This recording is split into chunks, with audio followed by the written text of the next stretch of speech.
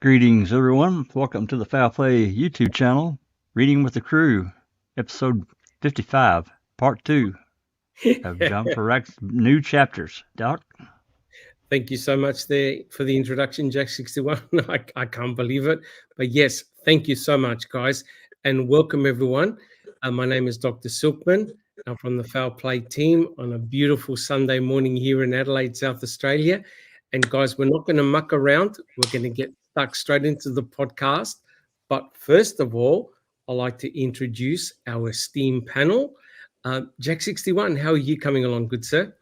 Oh, doing very well, Doc. Thank you very much. Just another blustery, cold, snowy day here in Southwest Michigan. Otherwise, doing great. Awesome.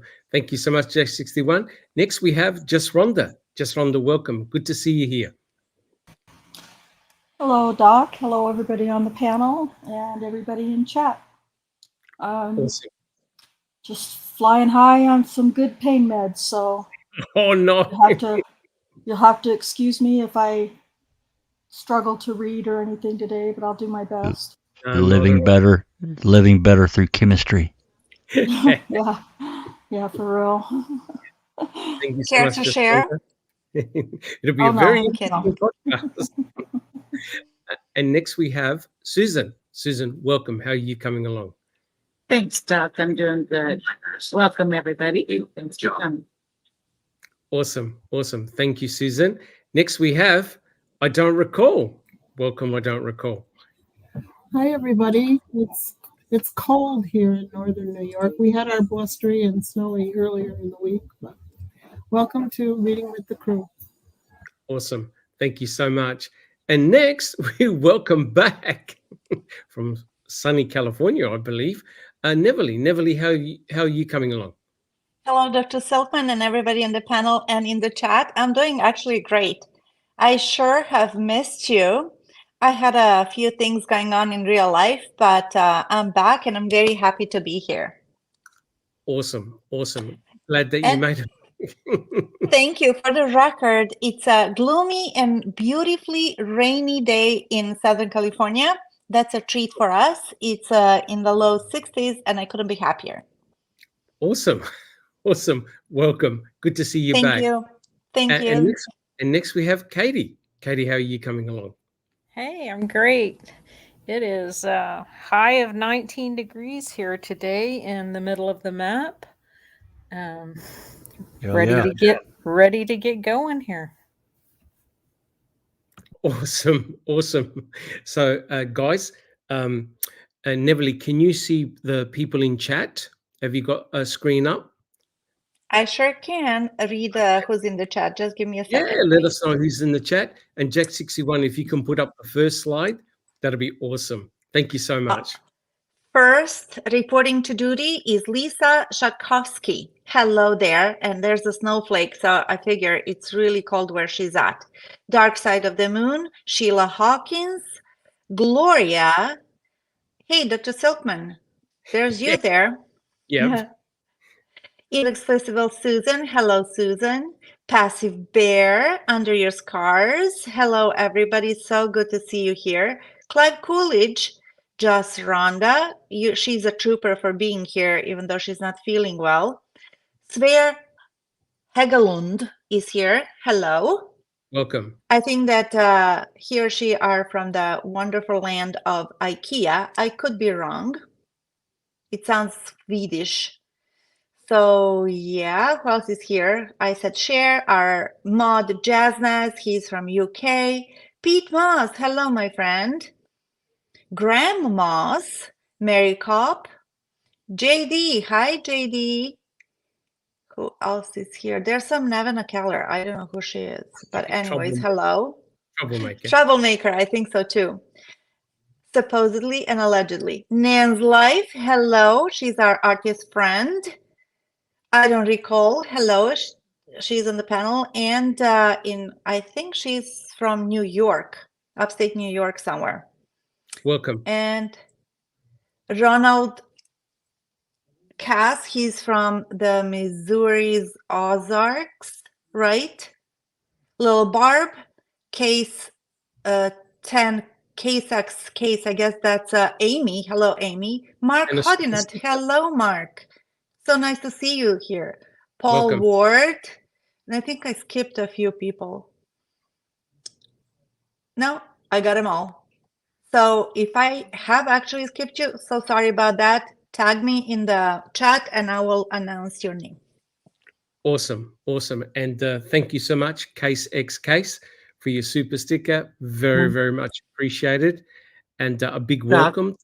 You Yes. feel the same way as that? I think that's pronounced case by case. I think that's what is meant by that. Case X Case. Case by case. That's Oh, what it case means. by case. Yes. You could tell I'm from the land down under, right? Case by case. Thank you so much for the super sticker. And guys, we welcome all our listeners on multiple platforms here on YouTube, also listening on X and also on Facebook. I think I've got them all. Is that right, Jack61? I've got all the platforms? Yes, YouTube, Facebook, and X, formerly known as Twitter. X. Thank you so much. Yeah, case by case. Thank you so much, guys. Well, look, guys, what we'll do, we'll make a start. And as you can see, we'll be continuing our new series that both Neville and I put together, Reading with the Crew. And we're on episode 2 of the new podcast series. And the title of that particular chapter, if you have the book, and all of us here on the Foul Play team recommend that you purchase the book. It's entitled New Witnesses Emerge. Now, of course, this is a very topical and very controversial chapter. Essentially, we'll be discussing the new witnesses, in this case, both Tom Sawinski and Tom Baresh.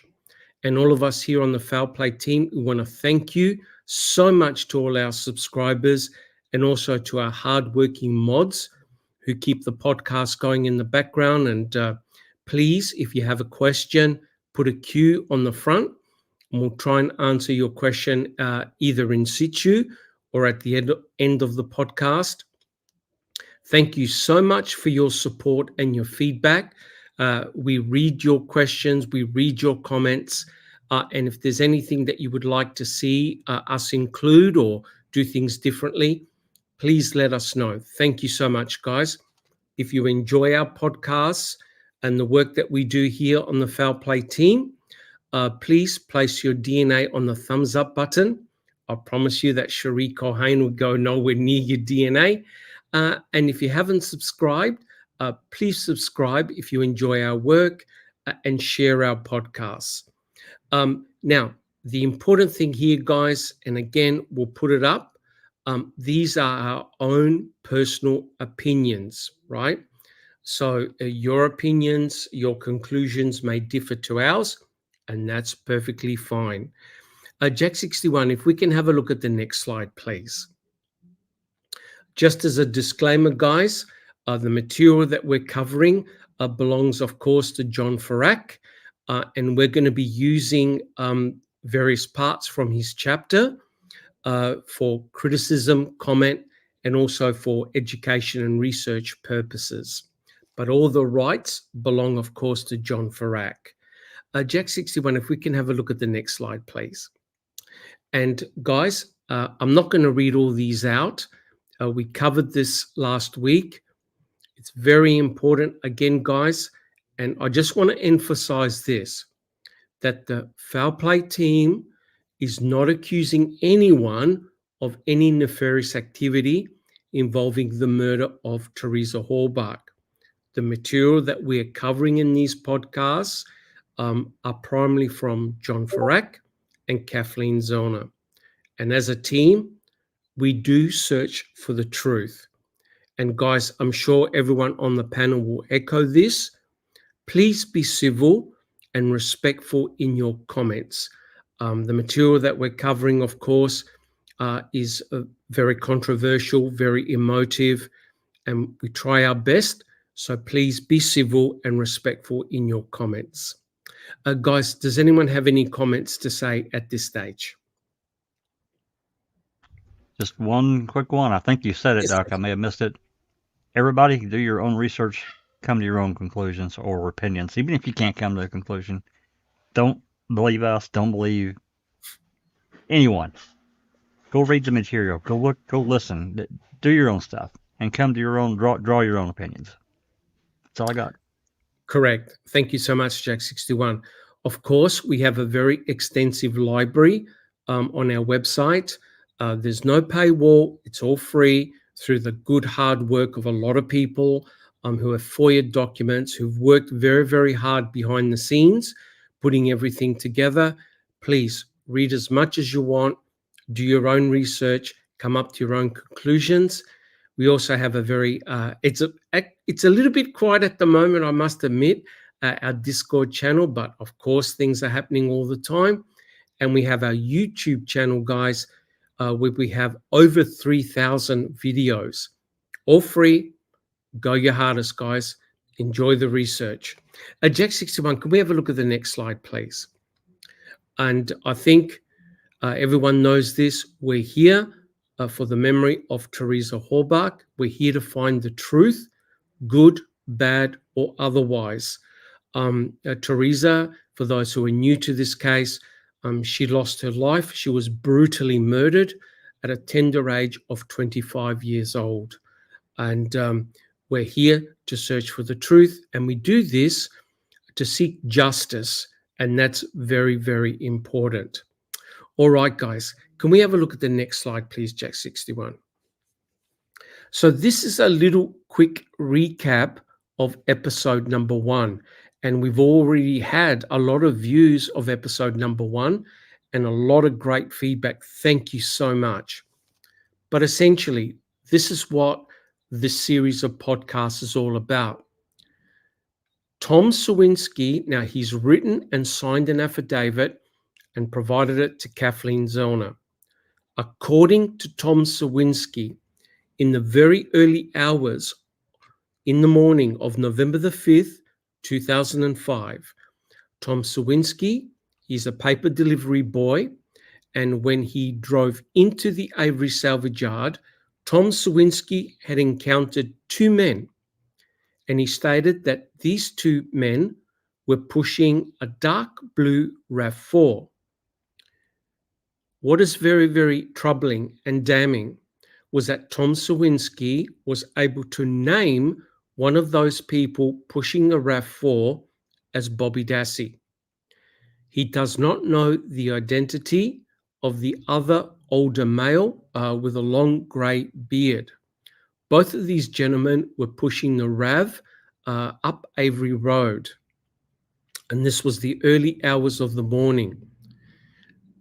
What is unbelievable here, guys, is that eventually, and we'll be playing it again, Tom Sawinski had phoned up the MTSO 1 day after the RAV4 was found. He had phoned up and his call was transferred to Sergeant Seglob. We only have the very first part of the call. We do not know whether the other part of the call was followed through, whether it was recorded. We don't know what Tom Sawinski had said to Sergeant Seglob. Right, Jack61? Right, guys? We don't have the other part of the call. Jack61. No, if it was recorded, it's something unknown to me and how it could happen. Again, for those that are new, when someone calls into dispatch, if they get transferred to someone within the building, within that same system, their call is recorded. If the call is transferred out to someone in the field on a cell phone, a new connection is made, and the original call into dispatch is broken, and the recording ends. Yes, correct. So what is important is that Kathleen Zellner had received a lot of criticism initially with the affidavit of Tom Sawinski, because there was no recorded evidence that Tom Sawinski actually had phoned in to the MTSO. That call, through the use of FOIA, has now been found, and we will be playing a copy of that call. Now, what I think, and when I'm sure everyone on the panel and in chat would agree, what is potentially damning here, not only Tom Sawinski identifying and naming Bobby Dassey, who is the nephew of Stephen Avery and of course the brother to Brendan Dassey. Tom Sawinski called this in not 1 or 2 years later or after watching MAM. He actually called this in 1 day after seeing the RAV4. So I think that's a significant observation by Tom Sawinski. This information was not provided to Strang and Buting. Okay, so we now know, if you look on the right-hand side, we now know that Pam Sturm, often affectionately referred to as Pam of God, she's Teresa's second cousin. On the same morning, at about 10:30 in the morning, both her and her daughter, Nicole, discover the RAV4 in what is known as the pit area, right? On the very same day. Now, what gives some credence to Tom Sawinski's observation? Here we go. Now, the RAV4 was not observed on the Avery salvage yard or anywhere around the salvage yard when a flyover took place on November the 4th. That's 1 day prior. We've read the transcripts, we've read the documents. We know that Tom Yunder was present on the property on November the 4th, and he said that the aeroplane that Curtis Drum was flying was so low that Tom Yunder was able to see the pilot. So quite clearly, they were there specifically to look for Teresa's Toyota RAV4. As 1 day prior, they flew over the property for around about 15 to 18 minutes. No one in the aeroplane observed the Toyota RAV4. That's important. Now, the other important fact is that neither Earl or Robert Fabian observed the RAV4 in the pit area when they went rabbit hunting. This is a little bit controversial because as Susan talked about a couple of episodes ago, they weren't exactly sure what day it was that they went down at the pit rabbit hunting.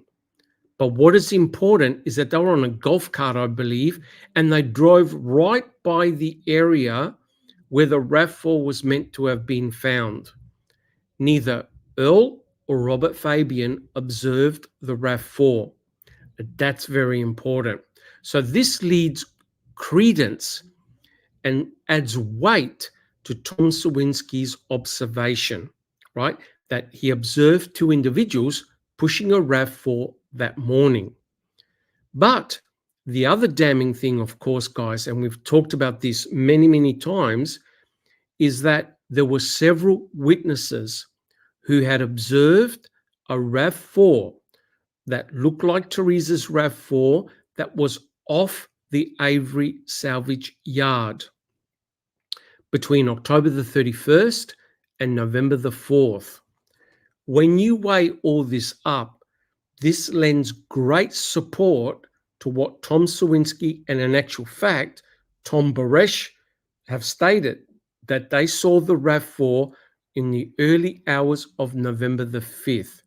So it gives weight to what those witnesses are stating in their affidavits. Could they possibly be mistaken? Absolutely. Could Tom Sawinski have made an error in identifying Bobby Dassey? That is indeed possible.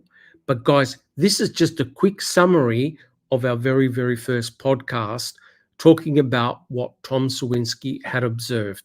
Guys, do we have any comments and do we have any questions in chat?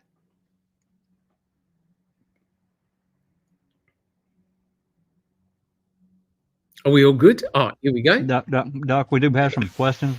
Yeah, let's go for it. Okay. Who would like to read out the question? You want to read that out, Cherie? Is she in here? So this dispatch call was not provided, excuse me, to Strang and Beauty. Are the calls timestamped? Were the calls immediately before and after provided to them? Jack 61, you want to answer that one? No, I'm glad to answer that one. So, the first part, this dispatch call, no, they were not provided to Strang and Beauty, nor was it provided to Loy. Loy should have actually got them because remember, this was November 6, 2005. Loy was the lawyer. Loy and Johnson, I think, was his other lawyer. So they should have gotten a copy, and they didn't. Strang and Beauty took over and requested the calls and radio traffic and dispatch calls. They didn't get it either. Eventually, Rookie, well-known truther in the community, back in 2019 requested the dispatch and radio traffic from Manitowoc. Seeking Truth requested the radio traffic and dispatch from Calumet. And Seeking Truth got the CD that has 18,000 plus calls. It's got everything for that week. What Rookie got was 13 TDs, DVDs, whatever, and provided us with quite a bit of information. Unbeknownst at the time, there were actually 35 CDs and DVDs. Well, after Larry Ledvina retired from MTSO as a records custodian, and at the end of 2021, early 2022, Major Tom Cummings took over as the records custodian of Manitowoc County Sheriff's Department. And after Rookie re-requested the same CDs, because by that time he knew that there were 22, 23 more CDs and DVDs that he didn't get. Yep. And within 2-3 weeks, I think or so, those were provided. And there was a bunch of calls. Some of them we already have, but more importantly, the original calls that we got and so forth there's no metadata. We can kind of put together when some of the calls were made, but others we don't know for sure because they're not time stamped or dated. However, this batch of calls that we got they're dated and time stamped. Yep. Including the Sawinski call that was not provided originally. Correct. And Correct. we got that. Correct. Hopefully that answers that question. Yep. Awesome. So I think as any good defense attorney would ask for any potentially tips, anything that's potentially exculpatory, this particular call regarding Tom Sawinski was not provided to Strang and Beauty. And it was only, a couple of years ago that the call came out that Kathleen Zellner put in a FOIA at a certain time period. And lo and behold, the Tom Sawinski call got found. So I think Jack 61 and everyone on panel and in chat, this actually adds to the weight, I think, and authenticity of Tom Sawinski's affidavit. And I read the response by Judge Angie and also by Kathleen Zellner. Now, my understanding is that when someone puts in an affidavit, the court must regard it as the truth. Is that correct? That's what I'm told. I'm not a lawyer, but as I understand it, once an affidavit is put forth, it must be considered as the truth. The truth. And up and until the court can disprove or cast extreme doubt on that affidavit as not being true. And as you said, Doc, we were all, pretty excited about finding this call, but we needed, this affidavit, but we needed more. We Correct. were not.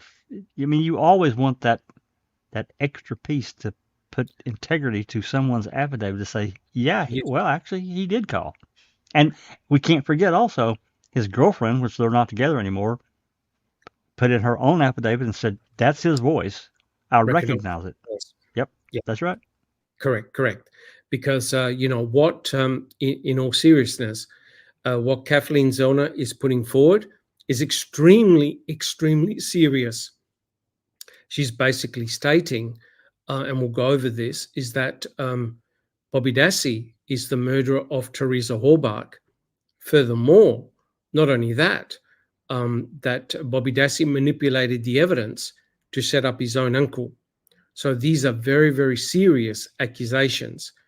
And what Kathleen Zellner has proposed is that she wants to debate this in front of a judge.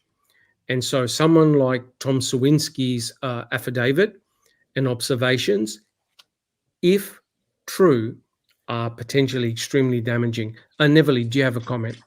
Yes, in regards to that, although what Jack said, it would be really nice to get a confirmation from a legit source that, yes, we have received this call and it was transferred or whatever it was. What's optimistic sounding to me is that there was not one, but two different people saying pretty much the same thing. So Yes. that's reassuring and very comforting, actually, that in effect had happened. Oh, correct. But I think from what, thank you, Neverly. But from You're what I read out on the right-hand side, when you look at it, all the evidence, the anecdotal evidence, it tends to support what Tom Sawinski and Tom Baresh have said. Now, of course, they are going to be ripped apart, and that's fair enough. If you're presenting this type of evidence in front of a judge, you need to argue it and you need to prove it. You need to determine the veracity of the observations of Tom Sawinski and Tom Baresh. But what Dr. is Silkman? Yeah. Go for it. I'm so sorry. Before we get too much further, I just wanted to just say that when you sign an affidavit, you're signing under penalty of perjury. So Yes. it is absolutely considered to be the truth upon signing. I just wanted to say that. No, not at all. That's an excellent point. And that's why what Tom Sawinski has observed and also Tom Baresh is very, very important, very, very damning. And what Kathleen Zellner wants to do is to present her argument in front of a judge. And it is very important to make sure that Tom Sawinski's and Baresh's observations are bona fide, that they're real, that they're genuine. And again, is it possible that Tom Sawinski could have made a mistake in the identification of Bobby Dassey? Absolutely. But guys, when you distill it down to the very, very basics, and I think everyone in panel and everyone in chat will agree, no one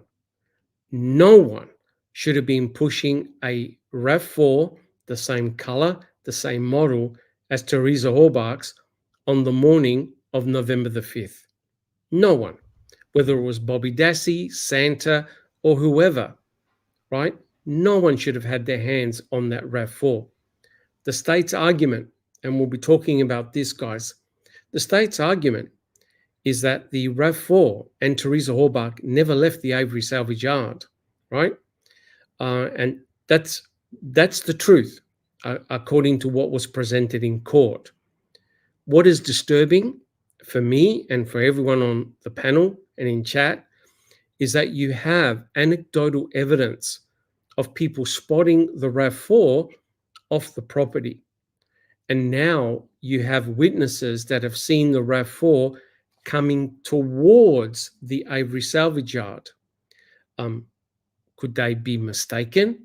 It is possible. But when you start to add all this up, all this anecdotal evidence starts to become very, very troubling and worrying. And I think Jack 61 or anyone on the panel, if you want to comment, I was shocked by Judge Angie's response. What did you think, guys? How Judge Angie all of a sudden almost was of the resignation of, yeah, don't worry about it. Bobby was just doing the boys a favor, just trying to hide the forensic evidence for both Stephen and Brendan. And I just shook my head in disbelief. Jack 61. Yeah, you know it. Again, you nailed it. It doesn't matter who the who is Bobby or Santa Claus. It doesn't matter. No one should have been anywhere near that RAV4 anywhere if it was actually something where Pam Sturm and Nicole found it that morning. It doesn't matter. And Christ said it never left the property. And this Correct. goes back again to, let's just talk just very briefly about Tom Baresh. Now, Tom Baresh has also signed an affidavit, yet we don't have anything solid to back up what he said. What has happened with so the Sowinski affidavit, we have a phone call. And another person that says, yeah, that's him. We dated. I recognize his voice very clearly. Correct. Correct. So the Baresh affidavit, while it is considered the truth, me personally, I'm not saying everyone, I need more to back up what he says. I'm not saying he's lying at all. I'm not saying that. I accept it as the truth, but as a person that's involved in a legal matter, I need something else to put that integrity to it. That's me. Correct. And just to case by case question, and I'll read it out. Wasn't Stephen already gone from the salvage yard on the 5th, gone up to their hunting cabin? He left that morning with Mama Avery. So he left on the early morning of November the 5th. I'm not sure what time it was. Probably maybe could have been 7 o'clock, 8 o'clock in the morning. It was early. Yeah. He left with Mama Avery.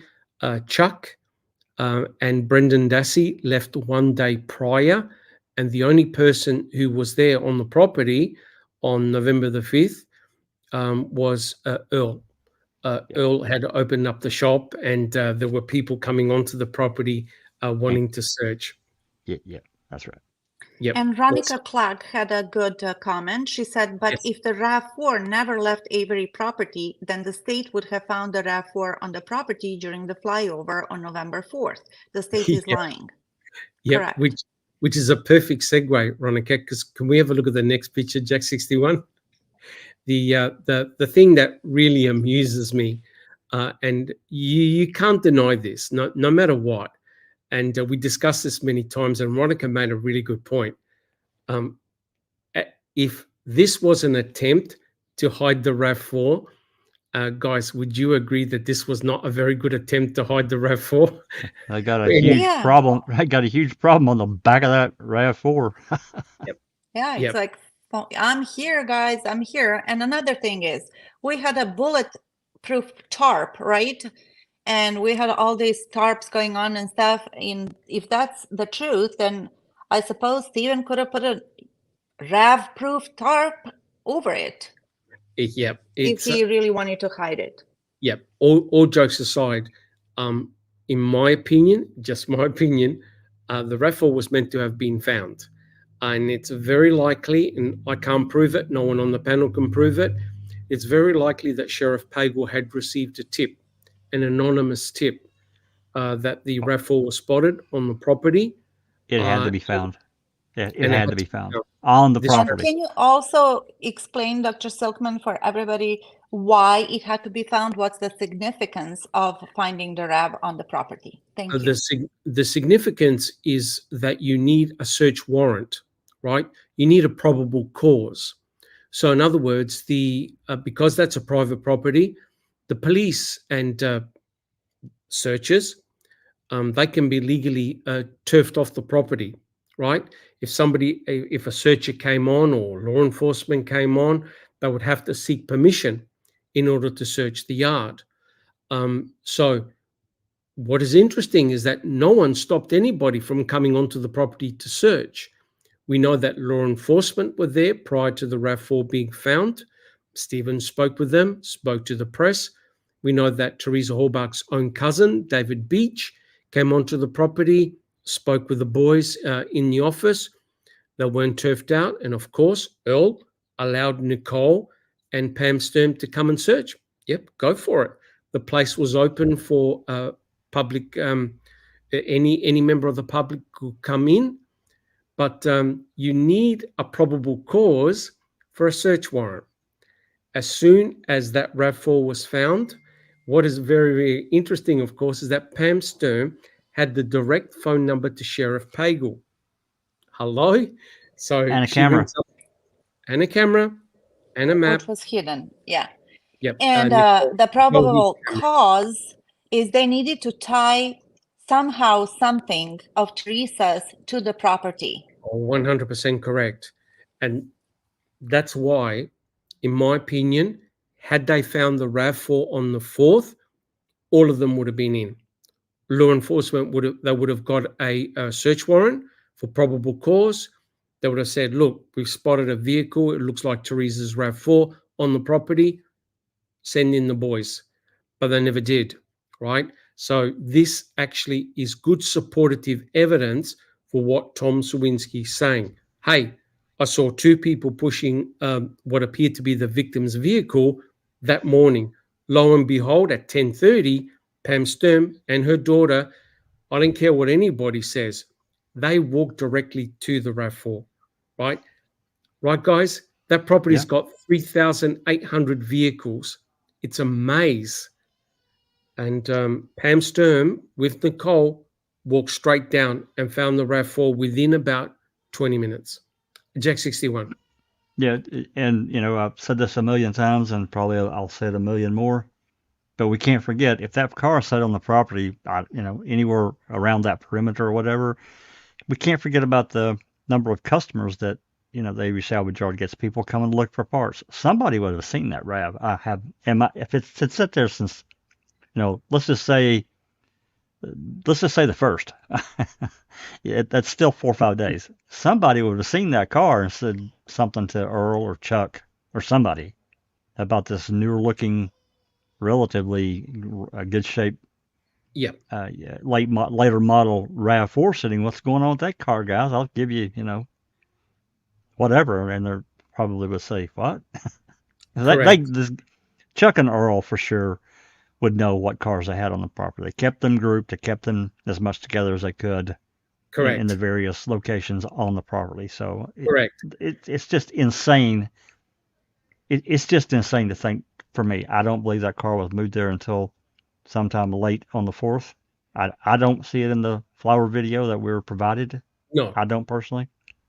Well, I mean, there's a, and I had this discussion with recently with some folks, and you know, you think about, well, some people do believe it was sitting there, and they do think they see a glimpse of it in one frame, whatever, on the flower, you know. And for me, if I take that forward and hypothesize and say, well, okay, Poggle and Baldwin saw it and decided we need we need to act on this tomorrow. We need to send in someone to find it.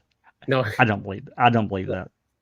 Because the danger is this, right? If, say, whoever put the RAV4 there, i.e. Stephen and Brendan, if they got a hint of suspicion, they would have got to gasoline and a flare and torched it. Done. So oops. Yeah, they're not gonna leave the RAV4 sitting there. And I agree, Doc. So what you said, Jack 61, is a very, very good point. According to the state, that RAV4 sat from October the 31st, the 1st, the 2nd, the 3rd, the 4th, and half of the 5th, and no one spotted it. No member of the public spotted it. No one going down there in that pit area spotted it. The overhead flyover, no one spotted it. And no customers who come in and out, no one spotted a RAV4 in that location. What Tom Sawinski observed makes sense. Guys, would you agree? In terms of a sequence of events, it adds a lot of credence. And from what Judge Angie said, she's almost resigned to the fact that two people were pushing that RAV4. Guys, would you agree? Yeah, and she doesn't care. It doesn't, to her, it didn't matter because no one saw Bobby, or let's just say a person with Teresa's key or her electronics, which is just mind-blowing to me. Correct. And you see, this is why Kathleen Zorner wants to go in front of a judge to argue it, to present it, look at the veracity, right? Who were the two individuals pushing the RAV? It couldn't have been Stephen, couldn't have been Brendan. Brendan was at Crivets. Could have been Chuck. Chuck was at Crivets. But we showed through the work schedules, it potentially could have been Bobby, because Bobby was not at work. I'm not saying it was, but these are all the things that Kathleen Zerner would be presenting to a judge. All right. So, guys, if there are no more questions, can we have a look at the next slide, please? All right. Now, Neverly, do you see the slide?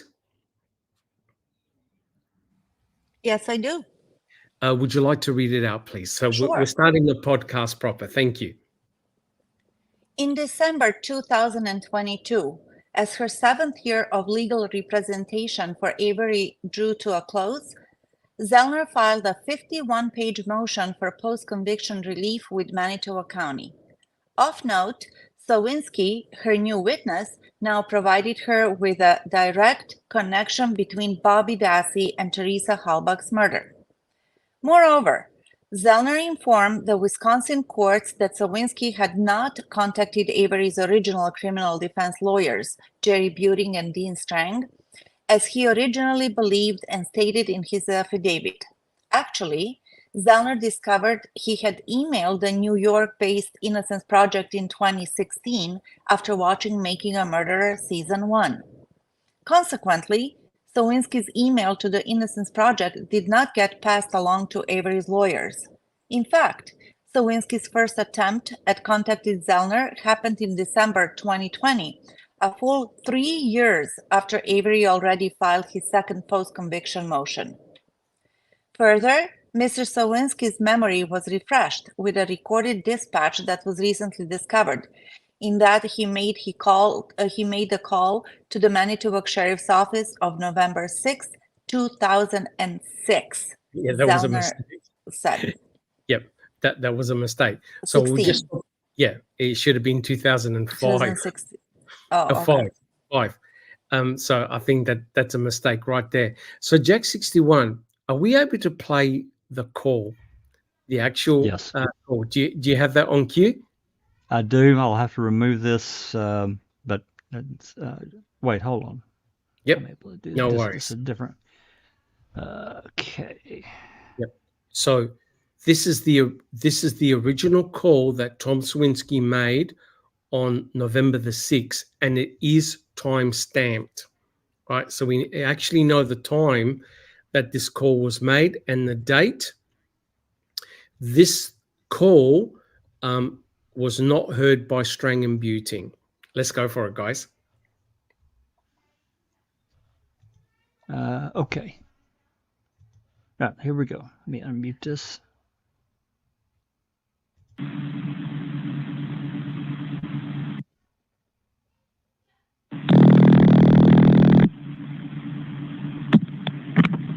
Manitowoc County Sheriff's Department, this is Carla. Can I help you? Carla, I don't know if it's good information, bad information. Who do I talk to about this? The girl that's missing from Hilbert? I can have you speak with my shift commander. Can you hold on a moment? Thank you. Sure.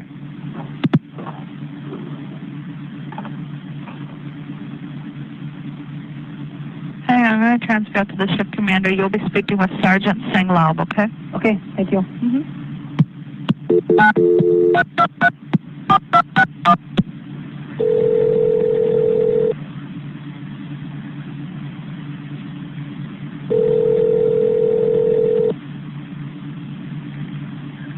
Transfer.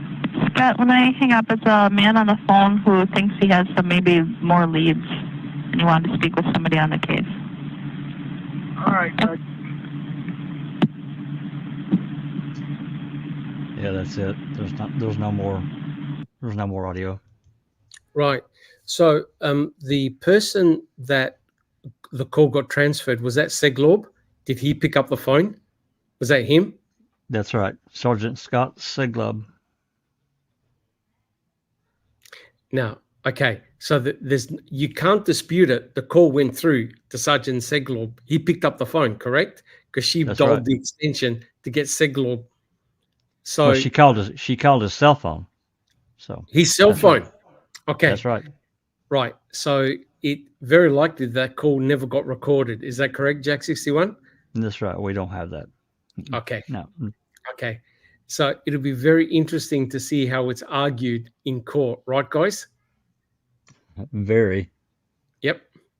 Right. But there's no doubt that Tom Swinsky called it in. You heard it. It's timestamped at 10:28 p.m. on the 6th of November, one day after the RAV was discovered, right? Now, remember, I want to see. Sorry, Doc. No, I Susan. I just want to say I want to see Casey get sent glove. How about the table? Ask me about that. Yeah. Yeah. What do you think Sergeant Segalov was going to say if he gets subpoenaed? Cherie, I mean, I don't recall. I don't recall. It's going to pull a Cherie. Correct. All right. So yeah, there's the call. It's definitely there. Can we have the next slide, Jack 61? It's 24A. Beautiful. Yeah, put it back up here. Yeah. Yep. No worries. Now, Neverly, do you see that slide? I'll just wait for Jack 61 to put it up. Sure. Would you like to continue? Of course. The Sawinski evidence provided by Mr. Sawinski to Mr. Avery's current post-conviction counsel is newly discovered evidence which provides the missing direct connection between Bobby and Miss Halbach's murderer, making him a Denny suspect. All right. Now, none of us here are legal experts, except Cherie. Now, Cherie, are you able to read the next two slides, please? So essentially, all jokes aside, essentially what Judge Angie wrote in her reply to Kathleen Zona are all the requirements for a Denny suspect, right? So you just can't name someone as a Denny suspect. There are many prongs, they're referred to as prongs, that a defendant must satisfy. So, Cherie, would you like to read it out, please, the next two slides? Sure. For the affidavit of Mr. Sawinski to be admitted as evidence establishing Bobby Dassey as a valid third-party suspect in the murder of Ms. Halbach, the defendant must satisfy two separate tests. The test in Denny Supra requires the defendant show that the third party had a legitimate tendency to commit the crime at issue. To meet this burden, the defendant must show that the third party had a motive to commit the crime, the opportunity to commit the crime, and that there is some direct evidence linking that party to the crime that is not remote in time, place, or circumstance. All right. So these are often regarded as the prongs of Denny, which must be satisfied. And that's just to submit the affidavit of Tom Sawinski, right? So there are many, many challenges that have to be satisfied before a judge, before the affidavit is even admitted as evidence. Otherwise, potentially, you can name hundreds, if not thousands, of potential Denny suspects, right? And for those of you out there, supra means above, okay? So these are the so-called prongs of Denny. But it actually doesn't end there. There are more criteria that have to be satisfied before Tom Sawinski's affidavit can be submitted as evidence. Cherie, would you like to read the next slide, 24B2? Okay. Doc, before we continue, Smart Duck had made a comment that says maybe the call got transferred to the jail. Well, the problem with that is that we got a couple of problems actually, but Singlo was reported as being at the Avery salvage yard, as somewhere, command center or whatever, on his cell phone, and you can actually hear the number being dialed. If it was to the jail, I'm sure it would have been I'm not even sure we would have heard the extension being recorded, but I think we probably would have. So, not saying that you're wrong. I'm just saying the things that have been reported to us. Well, Smart Duck, thank you so much. We can actually check in the login and log out sheets, That too. right? To see where Sergeant Seglob actually was, because we know that Sergeant Seglob was part of Search Team A. And one day after Tom Sawinski called, Sergeant Seglob was part of Search Team A, and they were at Cuss Road and around the cornfield area. So very, very interesting. So not only do you have the 3 Denny prongs that must be satisfied, there are further tests that must be satisfied before an affidavit can be submitted as evidence. Cherie, would you like to continue? Okay. The defendant also raises and correctly identifies that the test set forth in State v. Edmonds admissibility also applies to the admissibility of the affidavit itself. The Edmonds Court established a 4-part test to determine if evidence is newly discovered and admissible for consideration by the court. First, the evidence must have been discovered after the defendant's conviction. Second, the defendant must establish that he was not negligent in seeking out the evidence in question. Third, the defendant must establish that the evidence is material to an issue in the case. Fourth, and finally, the defendant must prove that the evidence offered is not merely cumulative to that already in the court record. Does anyone want to make a comment? Jack 61. That's quite an extensive list. I don't know that I had any, real specific comment other than to me it just sounds like that they want fidelity, that the affidavit is true and provable. Must prove that the evidence offered is not merely cumulative to that already in the court record, and we didn't have the call. No one did. Well, I mean, Manitowoc did, but Correct. But would you agree that it gives the court, the state, plenty of opportunity to shoot down the affidavit when Sure you're it presenting does. as a Denny, correct? Sure it does. Yeah. Yep. There are many, many prongs. There are many aspects of the so-called Edmonds test that can be shot down. And that's exactly what Judge Angie did, right? To ensure that Kathleen Zona doesn't get in front of a judge, right? So at the end of the day, it's not easy to present a Denny, a viable Denny suspect. There are many, many, and rightly so, there are many, many prongs, tests that have to be overcome before you can present someone as a viable Denny suspect. Guys, would you agree? Absolutely. Anybody that used to watch The Practice, this is a 90s lawyer type drama, and they would do Code B or whatever, or they would accuse someone in the middle of court, middle of trial, whatever, of doing something. This prevents that. You can't just accuse someone that's not been necessarily entered or considered as a suspect. That's what this prevents. Correct. And rightly so, because otherwise you can name 10, 20, 100 potential Denny suspects and It'd be a tie up the disaster. court system. Yeah, Yeah. correct. So Jack 61, can we have a look at the next slide, please? Now, I'm not a legal expert by any means, but I think this diagram here neatly summarizes the challenges that anyone is faced if you're presenting a viable Denny suspect as a third party involved in a crime, right? And as Judge Angie eloquently stated, right, the defendant must satisfy 2 separate tests. And each of those tests have got prongs. And if you fail in one or more of those prongs, potentially out goes that potential Denny suspect, right?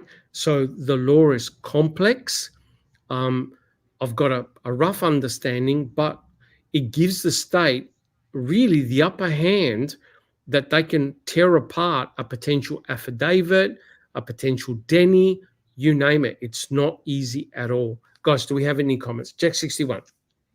Yeah, just a brief one, and I want to point this out. We haven't talked about it a lot, but given the circumstances of the Sowinski affidavit, his girlfriend, but then we have to consider that after the fact, this call comes out, a couple of years ago, and was withheld for 2022 from 2005. That's what 15, 17 years basically, 16 and a half years. What else is being withheld? You understand what I'm saying? That we don't know. That was withheld, and I'm not accusing anyone of anything. I'm just saying that after 16 and a half years, this call appears out of the blue. Where the hell did it come from, and what else maybe potentially have been withheld? That's all I got. Correct. So a defense attorney requests any information that is potentially exculpatory. Now, I'm going to ask a controversial question here. I'm going to ask a controversial question because this is something that must be addressed. If the Tom Sowinski call was presented in Stephen Avery's trial in 2007, do you think that call, and they would have subpoenaed Sergeant Seglob as well, do you think that call may have had an impact in the outcome of the murder trial? Do you think it may have had an impact on Bobby Dassey and the veracity of Bobby Dassey as a witness? Because as we'll read in a minute, Bobby Dassey very much so was the star witness against his own uncle. And Ken Kratz made sure of that, right? So I want to ask the panel and everyone in chat, do you think if that material was presented by Strang and Buting in the murder trial, do you think it could have had an influence on the outcome? Yes. And potentially could have had an influence on Bobby Dassey? Let's go through the panel. I'm sorry, Dr. Silkman. Can you repeat the question? The question is this. Thank you. If Strang and Buting had the call from Tom Sowinski and subpoenaed Sergeant Seglob to the stand to say, right, what was the nature of that call all about?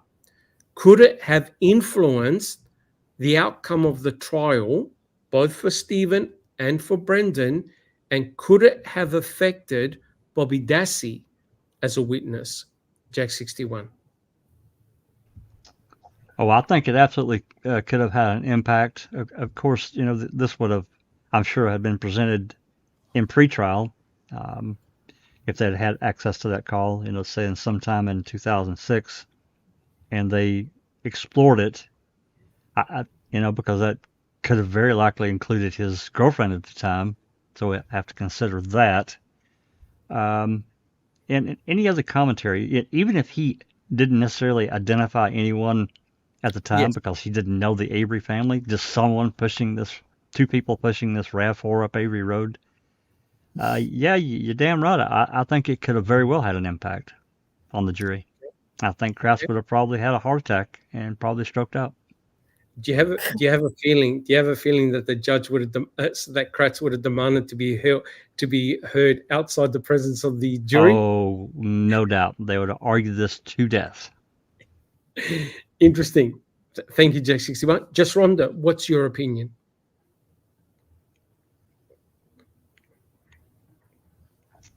She may have passed out, Doc. She may have passed out. Susan, what about your opinion? Do you think it would have had an impact? A potential impact? I think this call has the potential to completely change Strang and Buting's whole defense theory. And it could have been a very different trial and created a lot of reasonable doubt. They could have called Seglob to the stand, testified at the call. Yes. Yeah.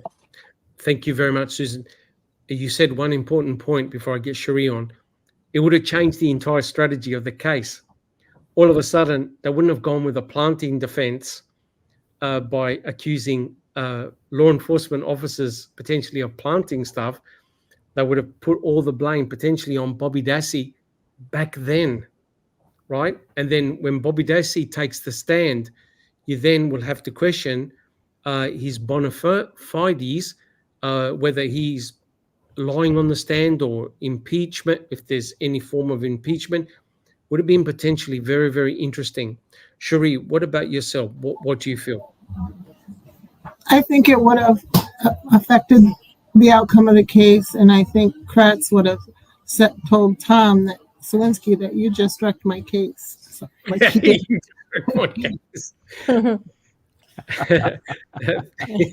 That's a good one. That's a good one. That's a good one. Neville, what's your opinion? Well, this situation is very reminiscent of the call that Colburn took, right? And got nowhere in the Penny Bernstein case. So I do believe that it would have provided, if nothing else, a great reasonable doubt that the state's narrative could have happened the way they touted, right? Yeah, correct. It all jokes aside, it potentially could have been very, very damaging, because the state presented the case that Teresa Horbach and her RAV4 never left the property. Exactly. And when you have a call like this coming in as a tip, stating that he saw two people pushing the RAV4, and then magically that morning it is found by Pam Sturm and Nicole Sturm, man, that's going to turn the case upside down. Yeah, and two people that are not Stephen and Brendan. So that's the important part too. So not only that the RAV was moved and seen by two people, but they were not Stephen and Brendan, and that's huge, no matter who it was. But now, there's only hypothetical. Imagine this. Imagine the scenario in which Strang and Buting says to Tom Sawinski on the stand, "Do you recognize anyone in the court pushing that RAV4?" Bang. How would that have gone down in the court? Can you repeat that? I'm so sorry. No, that's all right. That's all right. Imagine if Strang or Buting questioned Tom Sawinski on the stand. Oh, yeah. Do you recognize anyone in this court that you believe was pushing the RAV4? Wow.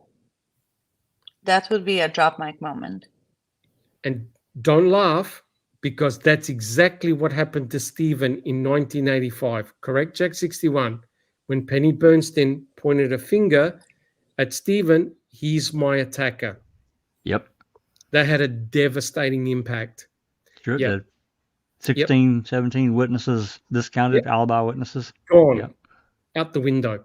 Katie, do you think that would have had an effect if Strang and Buting had that call back in 2007?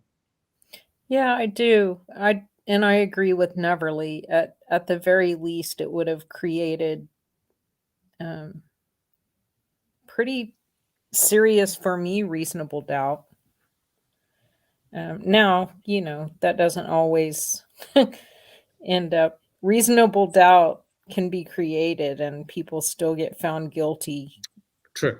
All the time. So maybe, who knows if it would have changed the outcome. But True. But at least it would have been messier and not a clean cut. You know what I mean? It would be like, wait a second, who are these other two people, whether we know of their identity or not? And it would go in the basket of reasonable doubts and shenanigans that Buting and Strang have brought up. Right. Correct. Good point. Excellent point. Yeah, look, my own sorry, Katie, any other comments? No, that's it. Go ahead, Doc. Yeah, I was going to say most people in chat also agree that it would have had an impact in court, but that's precisely why Judge Angie doesn't want Kathleen Zellner to present this, because it also potentially opens up a lot of other evidence that she may bring in, which we'll talk about in a second.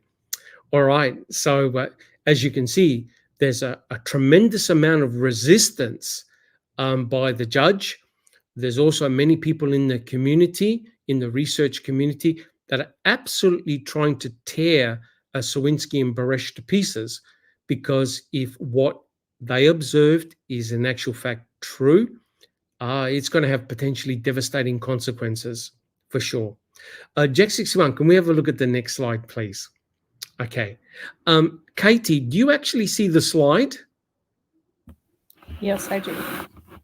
Would you like to read it? Absolutely. All right, let's go for it, guys. Of importance, Avery did not have the Sawinski evidence until Tom Sawinski came forward to Zellner's law firm in April 2021. Rather, the Sawinski evidence was reported to the Manitowoc Sheriff's Office by Mr. Sawinski, but the evidence was suppressed from Mr. Avery by the prosecution. Zellner reminded Wisconsin's post-conviction judge of this. Neither Mr. Avery nor his counsel were on notice that Mr. Sawinski had any knowledge about Bobby's actions on November 5th, 2005. The Sawinski evidence is material to several issues in Mr. Avery's case. Most importantly, it is material for establishing Mr. Avery's defense, that is, that a third party committed the crime against Miss Halbach.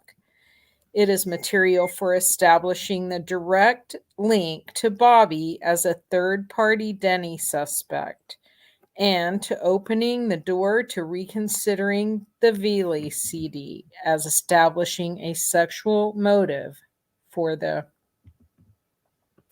Yeah, I reckon we could read the next one as well. Yep. For the murder. Additionally, the Sawinski evidence is material to the evidence in the RAV4 being planted by Bobby, including Mr. Avery's blood and DNA. The RAV4 also contained the Halbach vehicle key and Miss Halbach's electronic devices, which were discovered in Mr. Avery's bedroom and burn barrel, respectively. Thank you so much, Katie. Let's unpack this, right? Kathleen Zellner is not mucking around. This is absolutely deadly serious here. So you can see her approach, what she's done, right? And that's why it's so serious. So her approach is this, and it's a very, very clever strategy. She saw what happened with Strang and Buting when they tried to point to the police as potentially planting evidence, forensic evidence. And the irony is they may have, but her approach this time is very different. She followed the guidelines set out by the judge. What Kathleen Zellner had to do to present a viable Denny suspect. And unfortunately for Bobby Dassey, I can't vouch for the veracity of Tom Sawinski, but if that's regarded as the truth, he saw Bobby Dassey. And yes, there were plenty of arguments and trying to tear Tom Sawinski apart. But Kathleen Zellner's argument is, okay, let's present this, let's argue it in front of a judge. Let's have a look at the merits. Now, notice what Kathleen Zellner is now wants to reconsider the Veely CD, all the pornographic searches. And I know that a lot of people in the community have gone crazy regarding the porn searches. Who done them? Who was involved? Were others in the Dassey household looking at this material? Was it specific for Bobby Dassey? Etc., etc. And we'll do this. But notice, Kathleen Zellner wants to introduce the whole box and dice. But what is even more damning, in my opinion, her argument is this. Because Bobby Dassey was pushing the victim's vehicle onto the property, that means that everything inside that RAV4 was under the guidance or umbrella of Bobby Dassey. That means, according to Zellner, Bobby Dassey had access to the key. Bobby Dassey had access to the electronics. Bobby Dassey had access, obviously, to Teresa Horbach, the plates, everything. So now her argument is this: he planted everything. Whether you think that's reasonable or ridiculous, that's what she is going for. This is scary because she's not involving, except potentially for the groin swabs. That's a different story. She's removing the police from everything. Murder, planting, the whole lot. This is serious because now she has several witnesses, one of which definitely says, yes, I saw Bobby Dassey. He was pushing the RAV4, right? Bobby Dassey happens to be the star witness against Stephen, and we'll talk about that in a second. So she's now wrapped this entire filing around Bobby Dassey, right? And that's deadly serious, right? So now she's saying, all right, because Bobby Dassey had the RAV4 in his possession and control, he planted everything, including Stephen Avery's blood, right? So she is going for the full box and dice and will present that argument in front of a judge, right? And as you know, guys, Jack 61 and the team read out her response to Judge Angie. And oh my God, that's a brilliant response. She's not mucking around. In actual fact, she's even stating that Judge Angie made errors, legal mistakes in the interpretation of the Denny laws, right? So she's not mucking around. So this is serious, potentially serious for Bobby. Now, just a question to the panel, and I'm not a legal expert. I'm not a legal expert, guys, just an opinion, and maybe people in chat can help out. But what can potentially happen to Bobby Dassey if this goes to court? Does anyone know? If this goes to court, if the new judge says, look, Zona, I think you've got a good argument here, let's go for it. What can happen to Bobby, Neverland? You know? Does anyone know? I don't know because, as you said, none of us are legal experts except for Cherie.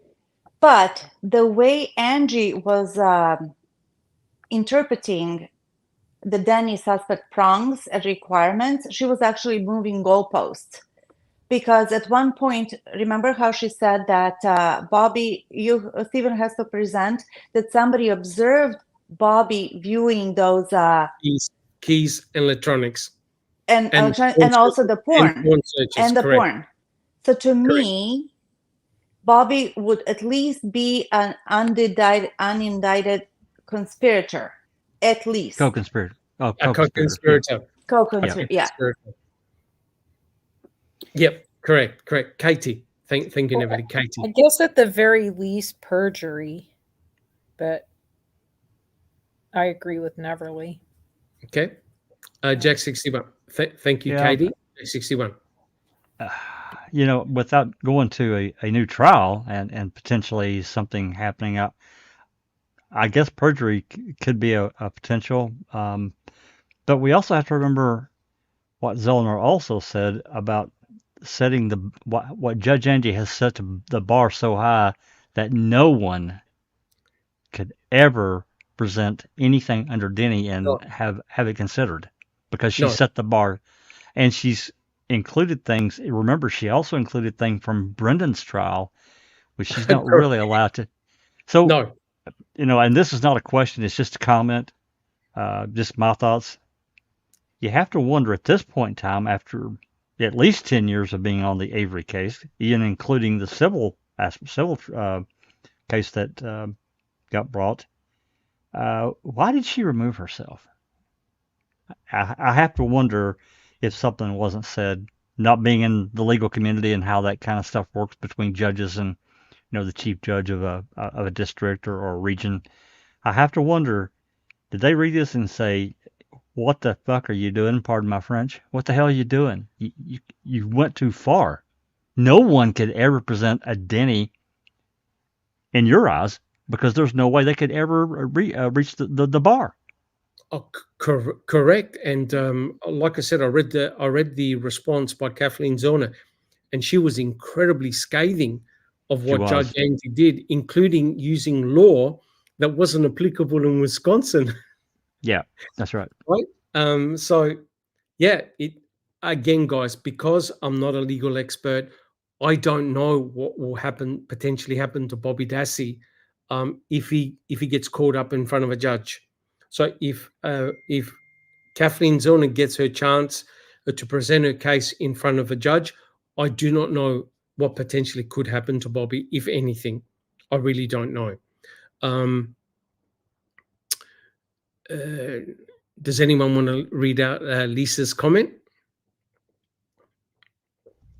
Sure. There's no way her load was too much.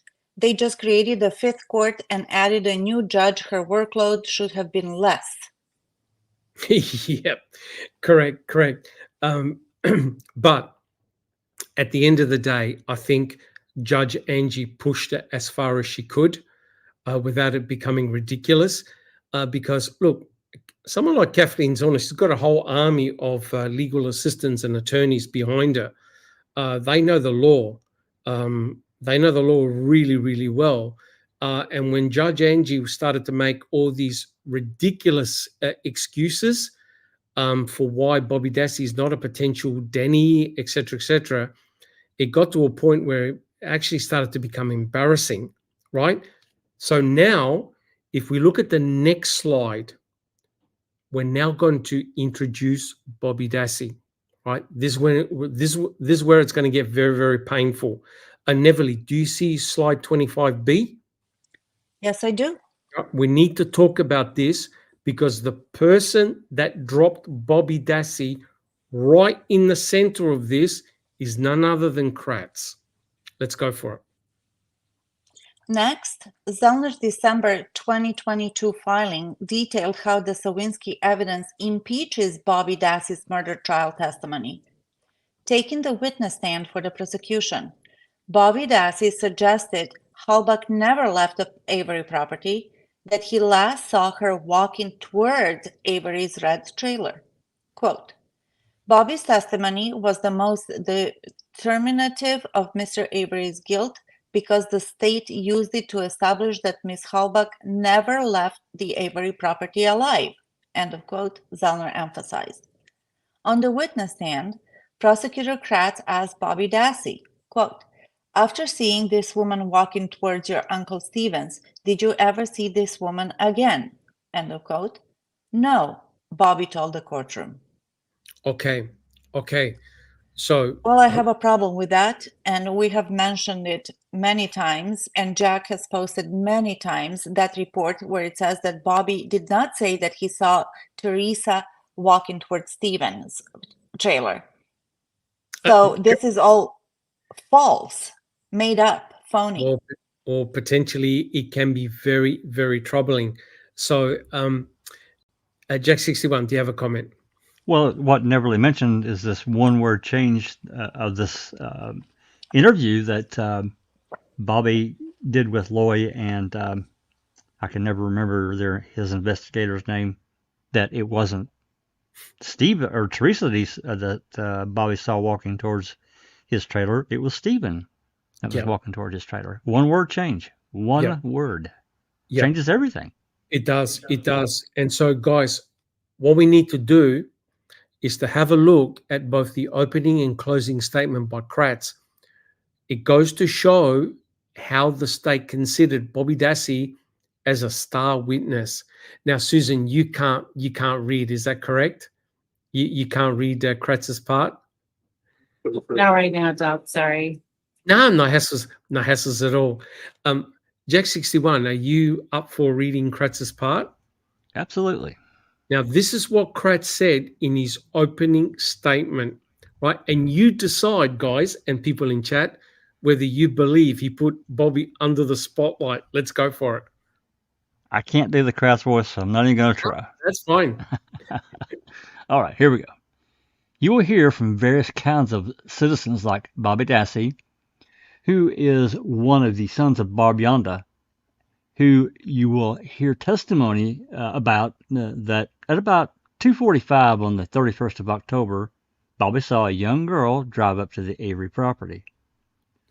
Bobby Dassey saw this young girl, later identified as Teresa Halbach, get out of her teal or blue or green colored SUV, actually take pictures of the van that her mom had for sale. Bobby Dassey is going to tell you that after looking out the window and after seeing Teresa Halbach take these photographs of this vehicle and finish her job, that Teresa walked towards Stephen Avery's trailer. You will hear evidence that she was walking towards the main entrance of Stephen Avery's trailer and that Bobby thereafter took a shower and left to go bow hunting, about 15 minutes later. You're going to hear from Bobby that when he left 15 minutes later, Teresa's SUV was there, but Teresa was nowhere to be found. You're going to hear that Bobby Dassey was the last citizen that will have seen Teresa Halbach alive.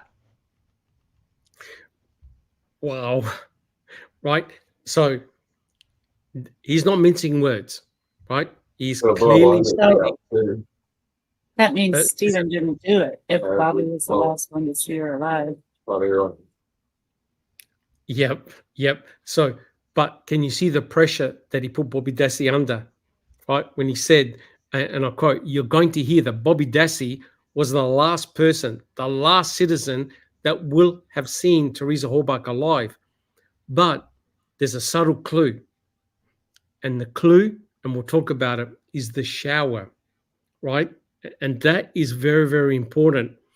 And if you notice what Ken Kratz said in his statement, he goes about 15 minutes later. Take note of that time, right? So Quite clearly, right, Jack 61, quite clearly what Kratz is saying is this. Bobby Dassey saw Teresa Halbach arrive on the property, take some pictures. Bobby Dassey took a shower. 15 minutes later, he comes out, right, gets ready to go bow hunting. He doesn't see Teresa, but he sees her RAV4. What is he implying, Jack 61? What's he implying? Well, he's implying that Teresa was somewhere inside that Stevens trailer, being hemmed up and subdued or whatever. She's now can't be seen anywhere. So Stevens got her trapped in there. That to me is what he's saying. Correct. But notice the 15 minutes, right? Oh, so, absolutely. Yep. So what Kratz is doing, what the state are doing, is expanding the time. That's crucial because Teresa Halbach, right, normally takes about 5 minutes to take her photographs, write down the serial number, get paid, see ya, and go. Yep, gone. Kratz has just said that because of the shower and getting ready, getting dressed, going bow hunting, 15 minutes have transpired. There's unless Teresa went to the toilet, right? And Stephen Avery was asked, did Teresa go in your property? And Stephen said, no. Mm-mm. Right? So Kratz is implying that Teresa is in Stephen's trailer. Would you guys agree? Neverly. Yes.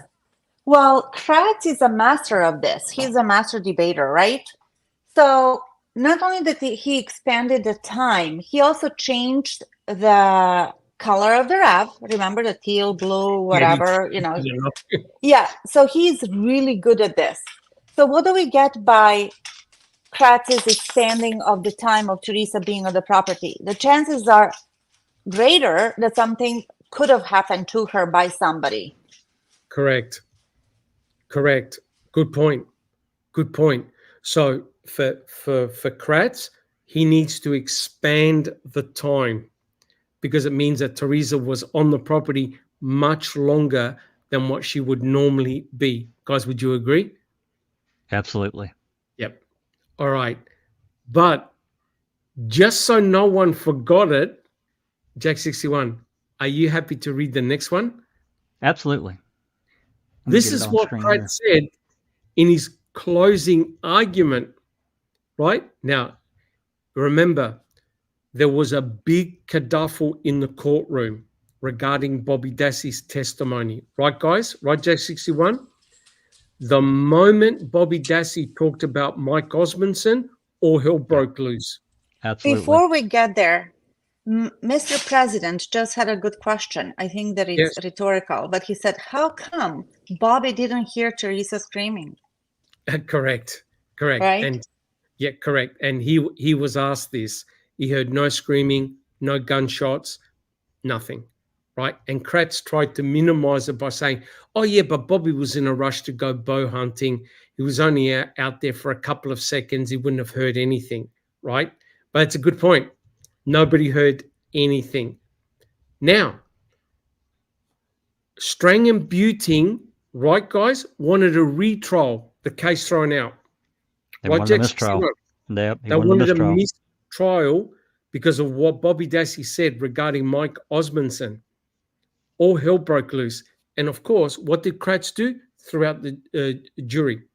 This was all done behind closed doors. It got very nasty. I read it.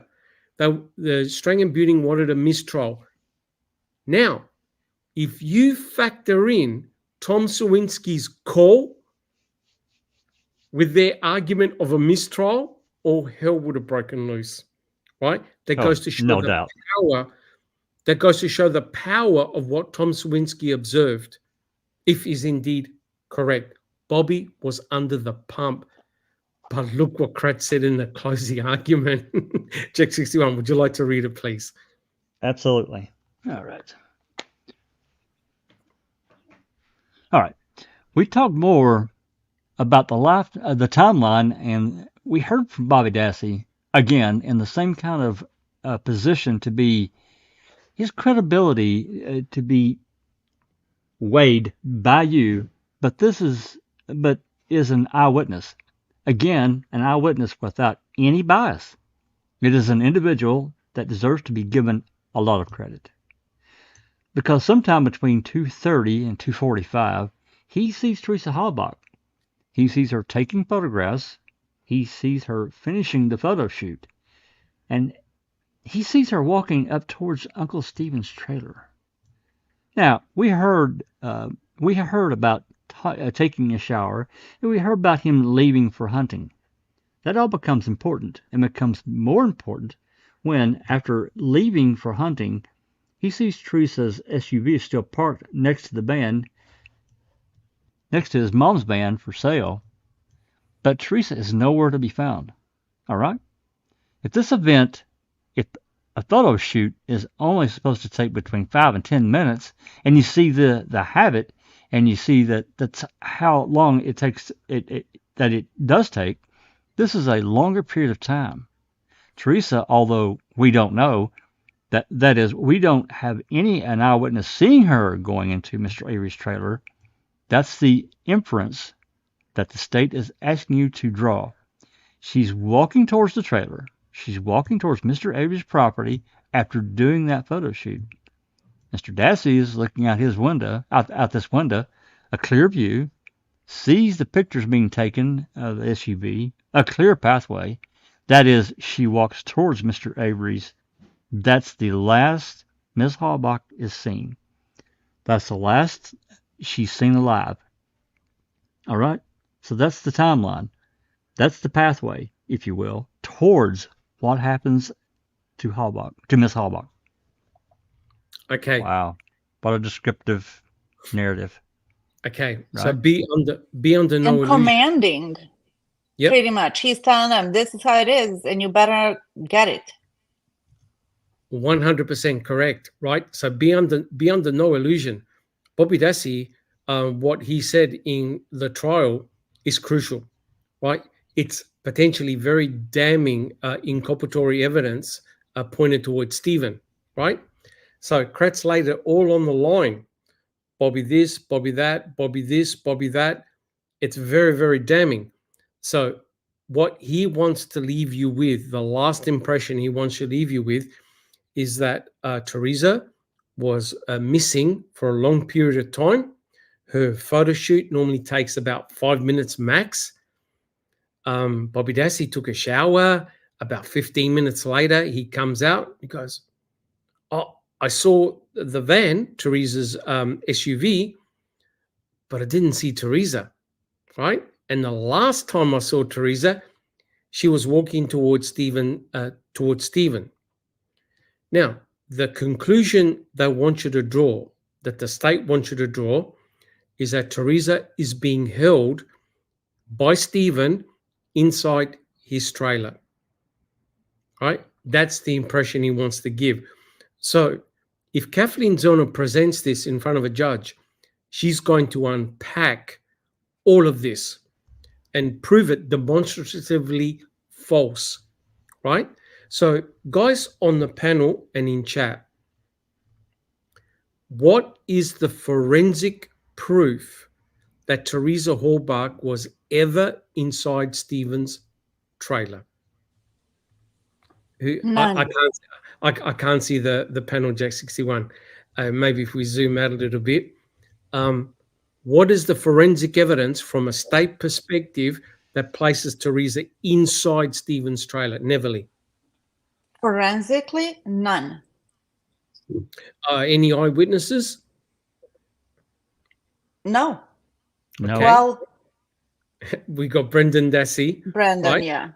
Yep, but there's many problems with his recollections. Jack 61, what evidence is there that Teresa was in there? There is none.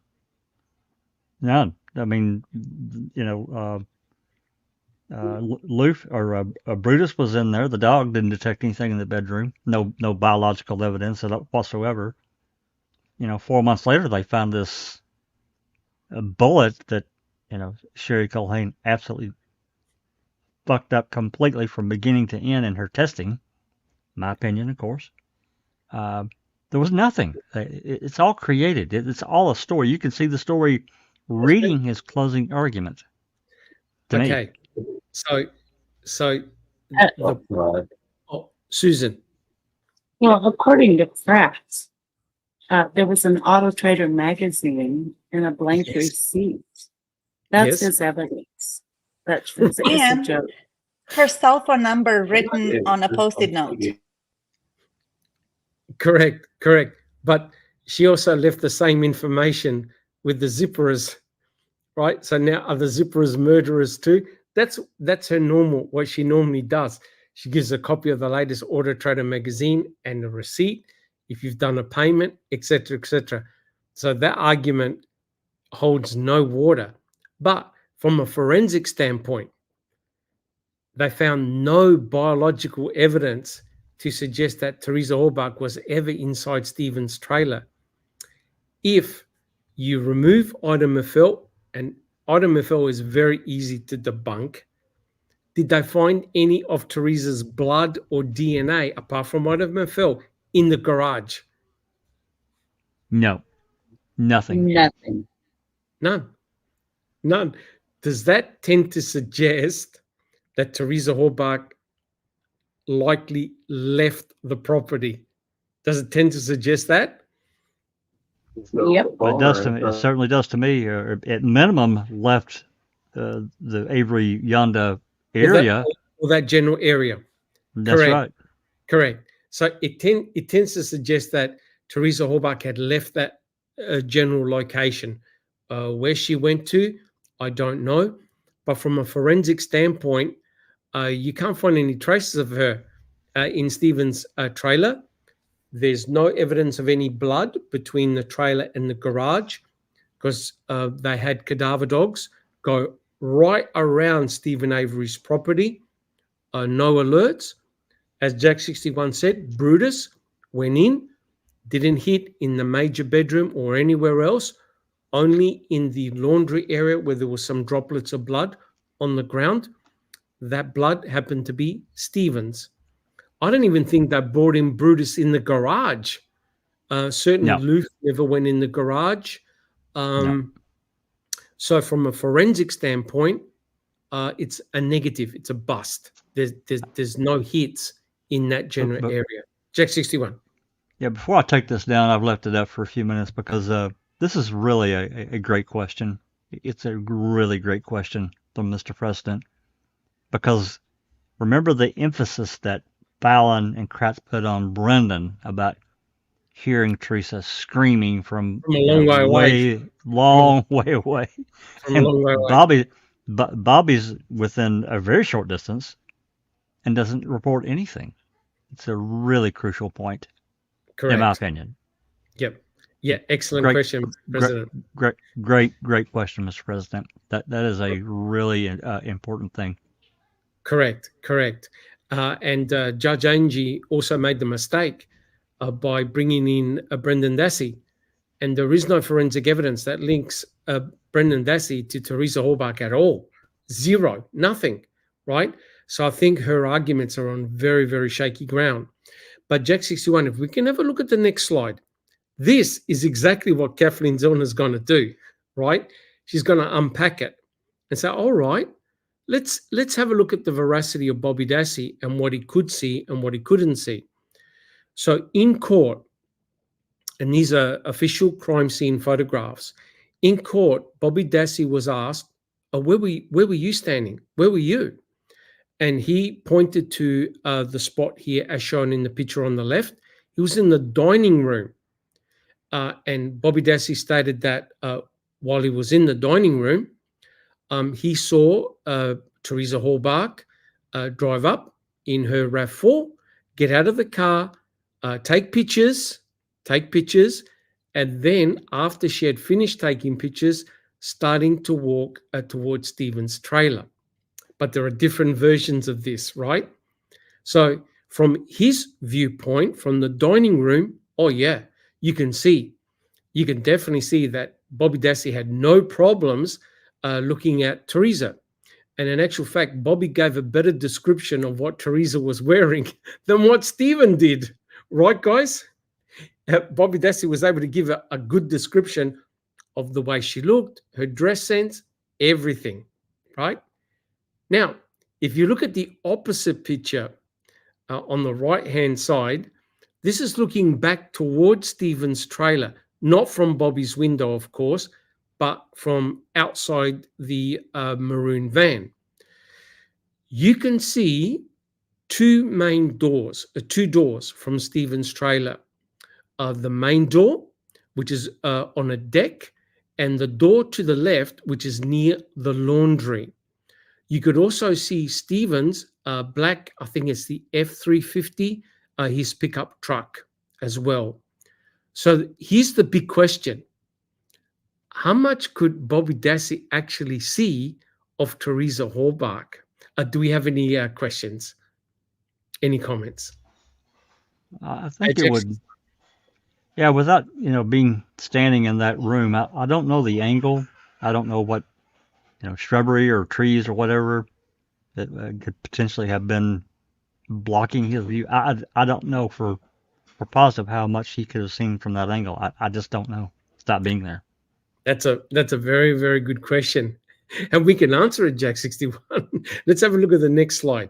So the previous slide was just showing you the point of view from Bobby Dassey. Now, again, this is where Bobby Dassey said he was standing. And you can see that the angle is pretty steep, right? But what you notice in this picture, there are no bushes, there are no trees in the way, right? Bobby Dassey had a clear view towards Teresa Halbach. Guys, are we all in agreement of that? You had no problem seeing Teresa Halbach. Yeah, we're all good? Yeah, I agree. With that. Yeah.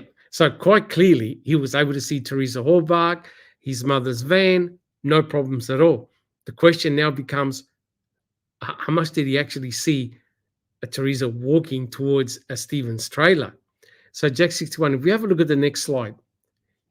Now, I checked the walkthrough video that was done on November the 6th, right? The detectives walked into the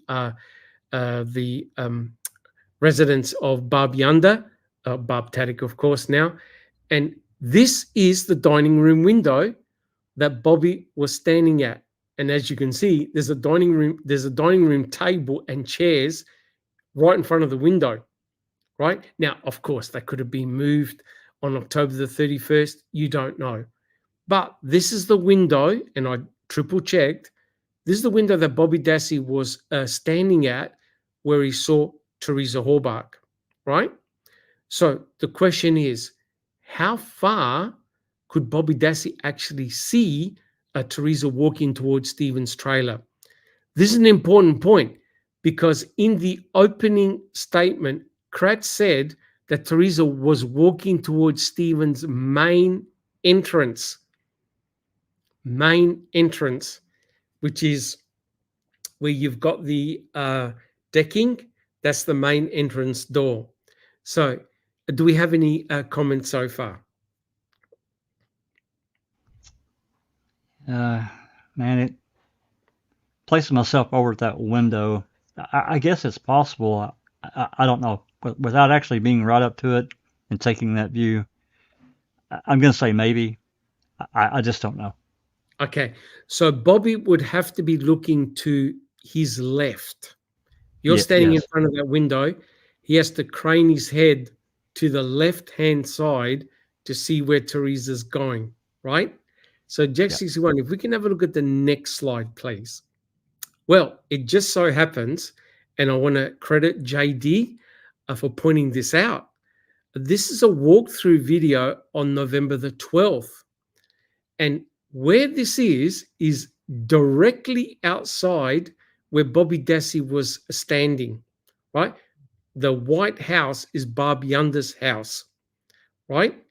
And if you look back, you can actually see Stephen Avery's F-350. Do you see it where the red arrow is? Do you see it, guys? Absolutely. Yeah. And you can actually see part of Stephen Avery's trailer, right? The problem is you have to literally be outside the house to see it, right? This is a view from outside the property, not from inside. Bobby Dassey was near the window and he was saying that he saw Teresa Horbach walking towards the trailer. In order to do that, he literally had to put his head through the window. Would you guys agree? Because look how steep that angle is to see back to Stephen's trailer. Guys, do we have any comments? Yeah, that's what I was saying because of the angle of how the properties are located and this path towards Stephen's main entrance. It's a pretty severe angle, right? It is a steep angle. That's why I said I'd have to be have a view from that window. He'd have to be probably to the very right-hand side of that window, and straining his neck to try I'm gonna and go back one. Yep. I mean, you look at that. I mean, to me, you can't say my pointer, but to me, you'd have to be standing on the right-hand side of that window to caught that. But again, I would need to be there to be sure. Yep, correct. Now, he said he was in the dining room. I don't know whether he's changed his story or not, but we'll check it out in a second. So to see back towards Stephen's trailer, you literally had to be outside the property to look back. And if you look at the next picture, Jack 61, so thank you, JD, for alerting me to that picture. Have a look at the angle of both properties. Barb Yunder's house, the orientation of it, and the red arrow indicates where Bobby Dassey was allegedly standing, and where Stephen Avery's trailer is, and the main door and the southern door. You could see, Bobby said that he was easily able to see Teresa where she had parked her RAV4. And notice where I've written RAV4, Bobby Dassey actually drew a diagram in an interview, and that's where he saw Teresa Parker RAV4. So the question is, how far could Bobby actually see? So if Teresa started walking towards Stephen Avery's trailer, could he actually have seen an encounter between Stephen and Teresa? Or did he merely see Teresa just simply turn around? But what Jack 61 said was that initially he said he saw Stephen turning and walking towards his trailer. Jack 61. Yeah, that's exactly what he told Loy and Loy's investigator on November 21st or 22nd. I can pull up the document if anybody wants it. It was part of an exhibit that Zellner presented long ago, back Correct. in 2017, Correct. 2018. I would love to see it again, Jack. All right. Well, we're talking. I'll get it ready and Yeah. we can take a Thank look. you so much. That'd be awesome. And I echo what Duke said, and welcome, Duke. And that's exactly why the state didn't want the jury to go out there to the property just to check it, right? Because this is very, very important. Bobby Dassey made a very important observation, and that he saw Teresa walking towards Stephen's trailer, with the implication by the state that what Bobby said was that the implication was that she was in Stephen's trailer, right? So the question is, how far could really Bobby actually see Teresa Hallbark? So if we look at the next slide, Jack 61, this is from the reverse angle. This is slide 28B. This is from the reverse angle. And you can see the direction of the Yunda resident. It's pointing away from Stephen's property. And the red arrow indicates where Bobby Dassey was. So the question is, how much could Bobby actually see? So the blue line indicates the boundary, the angle of Barb Yunda's property. So could Bobby actually see Teresa Hallbark going towards Stephen's trailer? How much could he actually see? Or did Kratz pressure Bobby to say what he did? Your opinion, guys. What do you think? Do you think Bobby was placed under pressure to say what he said? Absolutely. Heavily. I definitely think he was compromised. Interesting. Anybody got any other comments? Katie, do you have a comment? Do you think Bobby could have been pressured by Kratz? Oh, he was absolutely pressured by Kratz. Interesting. When I think about that, I think about not just by Kratz either. That picture of Bobby standing with his arms folded in the With hall Fassbender? talking to Fassbender, and who else was there? Was it just with just Tom Fassbender in the hallway. okay? Correct. Yeah, that was not a good look. The caption is, "I've been coached." Yep. Correct. Well, So, I think that it. Oh, just briefly, Neverly, I think about that November 9 car ride interview with, was it Dedering? Dedering. Yep. Yeah, it was Dedering and that special agent from the state that were correct. That was a really strange conversation they had. It was like a monologue. Yeah. The Dedering went on and on. And that they couldn't possibly plant stuff. Yeah, that one. That was pretty crazy, that interview. What have you got? And I think that it literally came down to, it's either going to be Stephen or you. And Uncle Stevie wants to jam you up, because Dedering actually did use those words, jamming up. Yeah, Doc. Yeah, they did say that in Everly. Doc, this is Exhibit 10. Let's go for it. Yeah, this is part of a, like I said, this is part of an exhibit, or one of the exhibits that Zellner presented in one of her briefs, and you can see this is Wisconsin State Public Defender's Office. It was actually on November 23rd. I said 21st, 22nd. It was the 23rd that Kitty Scher conducted this personal interview with Bobby, with Loy. And, you know, you can read through it. This document is not hidden. And I'm sorry, I went too far. I asked Bobby Dassey if he could tell me what he did on October 31, 2005. Bobby stated that he works third shift and he got home around 6:30 a.m. Bobby went to bed and slept until about 2:30 p.m. When he woke up, he did see a vehicle parked out in front of the house, or their house, near the tree. The girl, Teresa, was taking photos of the van that was for sale. Bobby jumped in the shower. When Bobby got out, he looked outside and he saw Steve walking towards Steven's trailer. Bobby grabbed his bow case and left. Bobby thought he left the house about 3 p.m. Bobby said that the girl's vehicle was still parked out in front as he drove off down the road. Oh boy. So it's right there in the black and white. But sadly, and sorry for being jaded, if this document was actually discussed in court, they would say that was a typo, right? Probably. Yeah. But it says it's clear as day. When Bobby got out and looked outside and saw Steve walking towards Steve's trailer. Not Teresa, Steve. Yep. Yep. Well, but despite that, the implication here is if he actually did see Stephen walking towards his own trailer, that tends to indicate that Teresa was in her car. Guys, would you agree? Absolutely. That's what the implication is. So, and we'll talk about this in a second, but that's a really important statement there.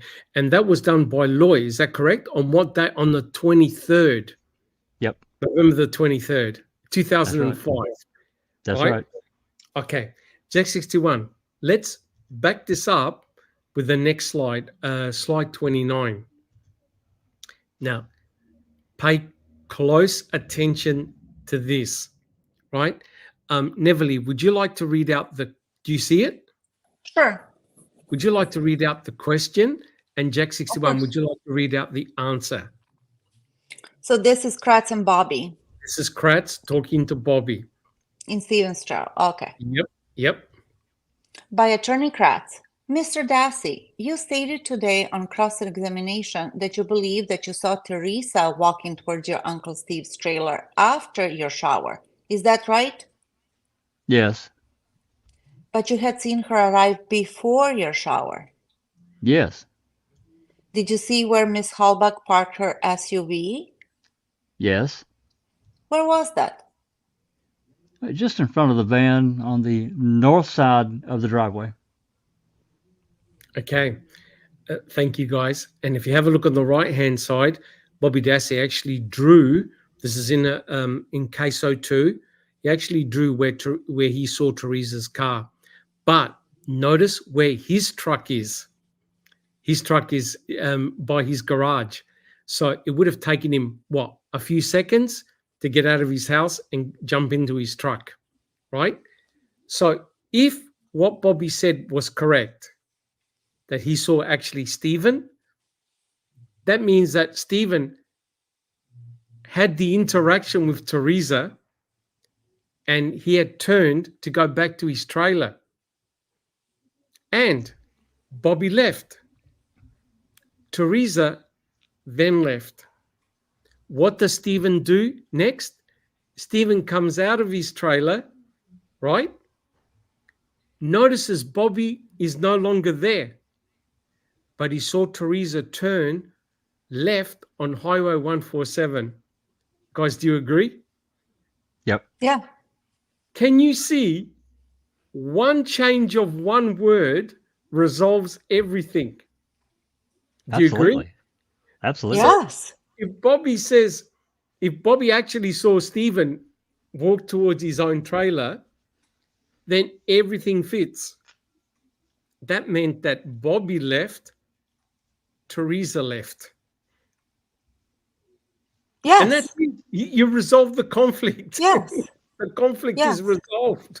Yeah, Because to me, yep, this is where Kratz excels. You know, he got an A+ in this class of changing facts and presenting, you know, putting things on record. He said that numerous times in Ma'am, you know, like that joke, bad joke, where he said, help me hide the body. That Yes. happened a week later, and he wanted to make it on record. So this is exactly, and he also, how many times did he say that he coaches his witnesses? He does. He coaches his So, witness. Correct. yeah, but let's assume that that was a typo in the report that Jack posted again, just a few minutes ago before this testimony that we read. Let's assume that that was a typo and that he said, I saw Teresa walking towards Stephen's trailer. Trailer. Correct. That doesn't mean that she entered the trailer. She No. could have taken 2 steps in that No. direction, and then the Stephen. It's the state implying that, Neverly. It's Exactly. the state. Exactly. That's what I'm saying. I know, but even if somebody saw Teresa walking towards Stevens in that direction, general direction, she could have taken 1 or 2, 3 steps, and that's it. And then she could have stopped because Stephen was coming out to give her the money. Correct. But the perception is that she was walking inside the trailer. Correct. That Stephen had implication, not perception. Implication. Ambushed her. Yes. But there's 2 fundamental problems. For Bobby, here's the problem. Teresa goes missing. Bobby, you're the last person that saw her alive. You followed her out, or you waited for her. Do you see the problem and the dilemma for Bobby Dassey now? Jack 61. It's a huge problem, in these conflicting statements. Again, the one word change. This creates a real problem. So, for Bobby, I mean, I can't imagine the pressure he was put under at that point in time, and then moving forward into 2006, and then before trial. I mean, can you imagine being a 20, 21-year-old kid under that kind of pressure from these people? Okay. And look, I don't say that lightly, but then I think about all the interviews that we've heard. Brendan, we've seen much of what they did there to that kid. Even Kayla, in God forgive me for mentioning it, but convicting a murderer, what she said they did to her, they weren't going to accept anything other than what they wanted her to say. She said it and I think we all, I felt that long ago, given the circumstances of everything that happened in 2006 and this allegedly prompted this action towards Brendan in February of 2006. I can see them putting these kids under immense pressure. Absolutely. Huge pressure.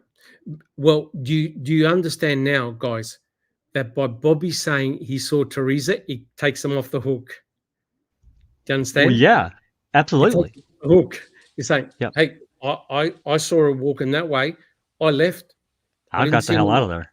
Yeah, I'm off the property. So, whereas if he goes, I saw Stephen walking, then Stephen says to the detectives, hey, I went out. I didn't see Bobby's truck. That's the truth. He left, right? But even Bobby said he left to go hunting, right? But the discrepancy is whether Teresa's raffle was still there, yes or no, right? If Bobby actually saw Stephen walking towards his own trailer, then that's a get out clause to say, well, Bobby left to go hunting, right? When I came out, I saw Bobby's truck gone, and I saw Teresa turn left on 147. Now, there's a little bit more twist to this tale that brings in another witness that'll blow your mind if I'm correct in my assumption here. Neverly, do you have a comment? Yeah, I was just going to read what Jack just posted here, highlighted T1's comment, which is on November 9th, Bobby says he believes law enforcement is setting Stephen up. But by the time the trial starts, Bobby's opinion changes to implicating Stephen. It doesn't add up, in his opinion. And then Anthony Hills has a question. Is Stephen standing there with the money? What was Stephen doing while she was taking pictures? Where was he? Well, we only got the narrative from Stephen. Basically, I think what he observed, he was just about to telephone Teresa Horbach, and this, according to what Stephen said, had observed Teresa pull up, take photographs. And what Teresa normally does is she writes down the VIN number or the serial number of the vehicle for her documentation. And Stephen then started to come out, right? An encounter took place. And according to Stephen, he said that Teresa got an Auto Trader magazine. She was in her own truck, turned to the passenger side, I think, got a magazine, gave it to Stephen. See ya. And he started walking back.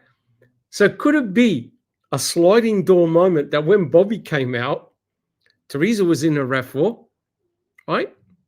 Stephen was walking towards his trailer. Bobby jumped in his car, in his Blazer, and took off, right? Because remember, where Bobby's Blazer is, if Jack 61, if you put the slide back up, slide 29, right? You put slide 29 back up, you'll see, if you just amplify that little bit up, where Bobby's Blazer is, on the right-hand side, if you just expand it a little bit, if you can. Just a second. No, I can't. I can put up another. Yep. No. If you can't, no problems. But no, I can't. The important point is this, right? It would have taken Bobby just a couple of seconds to get out of his mum's house, jump in his Blazer, and take off. And notice where he is, he's in front of Teresa Horbach, right? Because all he does is go down the little driveway and he's gone. And that's it, right? And so if what Bobby actually said is correct, that he saw Stephen walking towards his truck, the whole thing is resolved. Done. Bobby leaves. When Stephen comes back out, he sees Bobby's Blazer gone. He's gone. He sees Teresa turn left on Highway 147. Boom. They're both gone. But now he puts the emphasis on Bobby because Bobby and Teresa left at about the same time. Guys, do you agree? That's the dilemma. And what has Kathleen Zorner said in her filing? What she believes? That Bobby followed Teresa. So It's definitely not in Bobby's interest to say, I saw Stephen. It's in Bobby's interest to say, I saw Teresa walk towards Stephen's trailer. Remember the words. You get jammed up. Yep. But the slide that on the slide 29 you've got up is very important because it talks about the shower. So notice this. He sees Teresa before his shower. He has a shower, gets dressed, because Strang asked him, were you dressed when you were standing at the window? Oh, yeah. So he has a shower and then notices Teresa walking towards Stephen's trailer. Now, guys in chat and on the panel, what's the quickest you've ever taken a shower and got dressed? How many minutes would it take you, Jack 61? What's the fastest you can have a shower and get dressed? Probably 6-7 minutes, I would think, to shower and dry off and get my clothes on. 6-7 minutes tops, and that's if I was half-assed doing it, probably. Okay. Yeah, it takes a few minutes. That's going to be a quick shower. Just Rhonda, are you with us? No, she poor thing. All right. Susan, what about yourself? If I remember correctly, Bobby in this very first interview said that he got up, showered, and looked out the window. Yep. So, yeah, changing statements. He changed it. He did, and we're going to go through it. So what's the quickest you can have a shower and get dressed? Oh, gosh. Maybe 5 minutes, 4 minutes, 5 minutes. It's really rushing me. Okay. If I don't wash my hair, then why am I here? Yep. Okay. What about you, Cherie? What's the quickest you can have a shower and get dressed? 15, 20 minutes if I don't wash my hair, like Susan said. Okay. Okay. What about yourself, Neverly? Well, way more than 15 minutes. I can tell Okay. you that. Okay. Okay. And Katie, what about yourself? Well, I mean, if I'm in a hurry and I don't wash my hair, I mean, I've jumped in the shower before and washed my body and thrown on some clothes in 5 minutes. Okay. All right. So Yeah, just one brief comment to add. You know, thinking back when I was 20 years old and I had a big head full of hair, it's not like today. yeah, I know the So, feeling there. yeah. I mean, back then I had a head full of hair. I mean, if I literally washed my hair and you know washed, even if I was in a hurry, because I typically blew dried my hair before I left. You know, I didn't go out with wet hair. Yes. I mean, I'm not saying I didn't ever do it, but typically I didn't. So that 5 or 6 minute shower, if I washed my hair, is going to turn into probably 10 minutes minimum to to do everything. I just I don't know. And Bobby had a pretty good head. Bobby had a pretty good head full of hair. What's that, Susan? No, it was me. I was just going Okay. to say that you just wanted to talk about when you had hair. You can only dream, right? That's right. Hey guys, T1 had yet another great comment. He goes, my question is, why would Stephen tell law enforcement to ask Bobby about Teresa leaving? Stephen had to know Bobby saw her too. And I agree with that, because Stephen wouldn't throw him under the bus.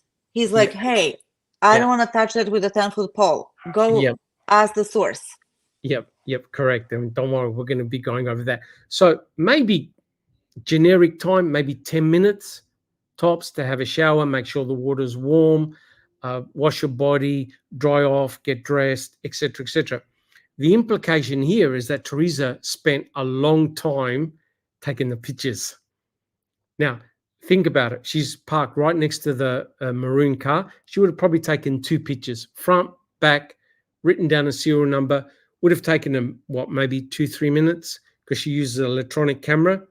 The implication here is that the time span was that Bobby saw her approach, see her take the pictures, he had his shower, got dressed, came back, then saw her walk towards the trailer.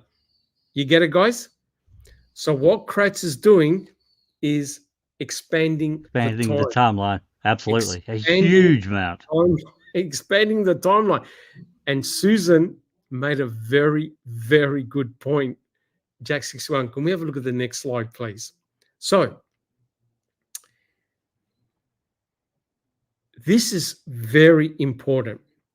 Now, this statement was made on November the 5th, right? When you have your freshest recollection, right? When you have your freshest recollection. Neverly, do you see that slide? I sure do. Yeah. Now, this is Deidre, who interviewed Bobby Dassey November the 5th. Have a look what Bobby said to Deidre. Let's go for it. Bobby Dassey did dictate the following one-page written statement to me. On Monday, 10/31/2005, at about 2:15 to 2:30 p.m., I got up to go deer hunting. I took a shower. I got dressed for bow hunting and noticed someone coming down the driveway. She stopped in front of my mom's maroon van that Steve is trying to sell for my mom. I watched her take pictures of the van. She got done with that and started to walk towards Steven's house. I grabbed my bow, got into my blazer, and left. I didn't see the lady who took the pictures when I left. The SUV, a teal-colored, possibly a Honda, was there when I left to go hunting. She had shoulder-length brown hair. It looked darker to me. She was wearing a dark waist-length jacket. She was skinny. About 3 to 4 minutes went by between the time I got my jacket and the time I got into my truck. I dictated the statement to Investigator Diedering. I have read this statement and initialed all corrections. This statement is true and accurate. No promises or threats have been made to get this statement. As if he would have said they threatened the bejesus out of me. Anyways. All right. What's the fundamental difference that he said? Now, mind you, this November the 5th, the freshest his mind is going to be in recollecting what he did. What's the fundamental difference that he said here than what he said in front of a judge and a jury? I think that he got up to go deer hunting. I took a shower and got dressed for bow hunting, and then noticed someone coming down the driveway. Done. Notice what he said. He had his shower. He got dressed. Yep. And he saw Teresa Hallbach at the window. He got his jacket and left to go deer hunting or bow hunting. Yeah. Boom. You notice now what he's done? He's now compressed the time. Yes. He's now given a perfect time that Teresa would take to take her photographs, write down the VIN, and then encounter Stephen. Notice the difference. It's now gone from 15 minutes that Kratz wanted you believe to now what you said was a reasonable time for Teresa to take her pictures. He said 3 or 4 minutes. Yep. Right? And if he He also said, I didn't see the lady who took the pictures when I left. Maybe he wasn't looking that way. Correct. When he Correct. pulled out, he noticed the car, but he didn't see Teresa. Correct. Sitting in it. Yes, correct. And that is exactly what complements his statement to Loy. Correct? So the only thing that's different is Teresa compared to Stephen. That's right. Right? But now, guys, he's already had his shower. He's already got dressed. All he had to do was grab, what was it? His jacket. He reckons he took 3 or 4 minutes to grab his jacket, and that's it. He got out of the house, jumped in, and he could have just seen by his peripheral vision Teresa's RAV4, and that's it. So can you see how it was Kratz that changed the narrative? Absolutely. I don't think Bobby did. It's Kratz that changed the narrative and lengthened it. And I think Bobby agreed with him. I saw her first. I took a shower, got dressed. I came back, and then I saw her walk towards Stephen's trailer, as opposed to what he said to Loy and what he just said to Diedering. I had a shower, got dressed, went to the window. Oh, look, there's Teresa taking pictures. I got out. I just saw her car. That's it. Done. Teresa could have been sitting in her own car. And because of the position of her car, he may have not caught the peripheral vision of Teresa, maybe writing something down. Somebody up in the chat maybe 30 minutes ago, I believe it could have been Duke. So Duke, forgive me if it wasn't you, and if it was you, maybe you can elaborate. He said something to the matter that Bobby could have been waiting in his truck, waiting for her to leave, or something to that matter. Not that Bobby would ever say that, because that would be super creepy, you know what I mean? But it could have been omitted.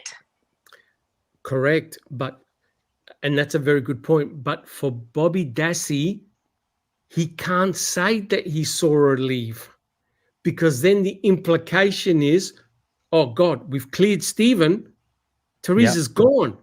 Now we got another problem. Who's gone with Teresa? I'm going to tell you something else, and maybe I'm picking at nitpicking, but I'm going to tell you something I find really odd as well.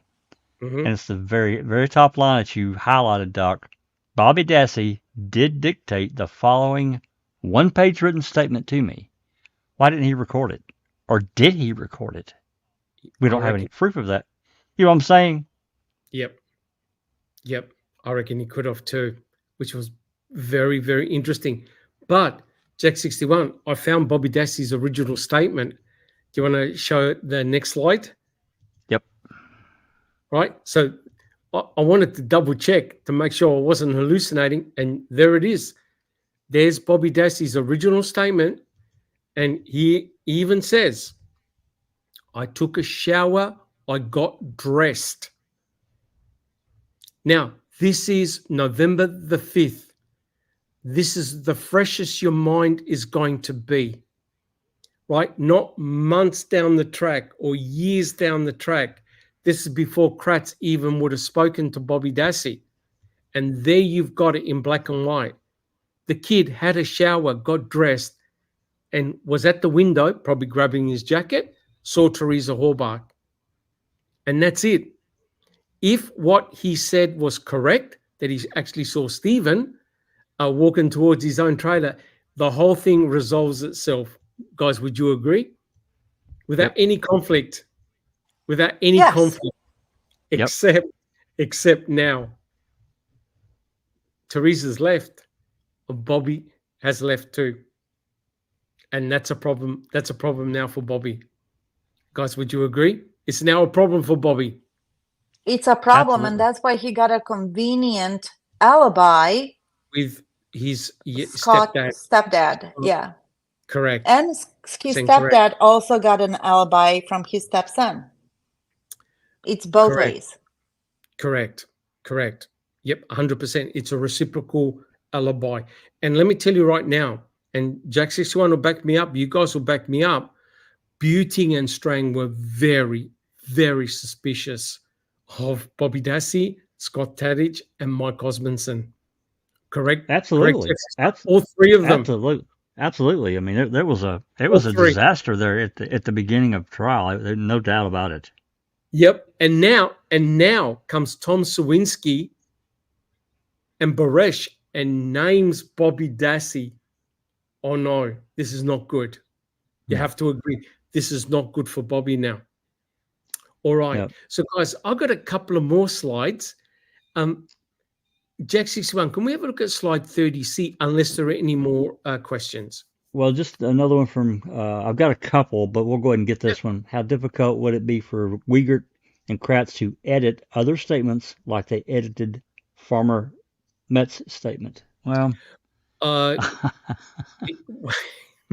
pretty easy, unless it's a recorded. Go ahead. Correct, but that's why I showed Bobby Dassey's original statement. Right. And he actually, where he did a correction, he had to sign it. But Mr. President is correct. If these reports are written contemporaneously, all you need to do is change one word here or there, and that's it. Done. Correct. So if we have a look at the next slide, Jack 61, 30C. Katie, do you see that? Do you see that slide, Katie? I do. Now, this is what Bobby Dassey actually said on the 27th of February. Now, what happened on that date? Who got interrogated? It was Brendan. Three times. Yep. Have a look what Bobby Dassey now says. Let's go for it. I asked Bobby if he could recall once again what he saw regarding Teresa Hallbach and her vehicle.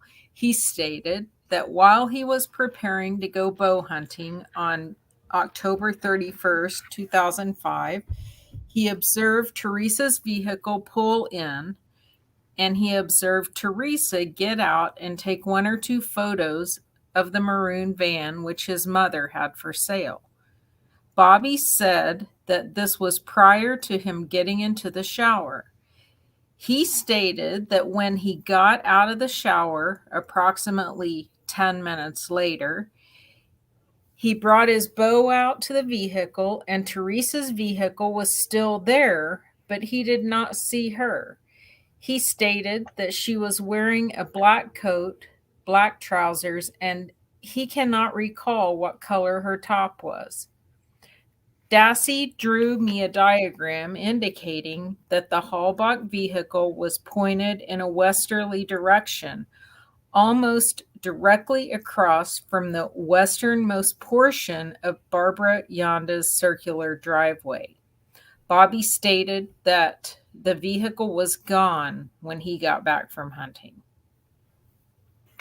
Right. But what's missing now from his statement, apart from the fact that he changed his shower?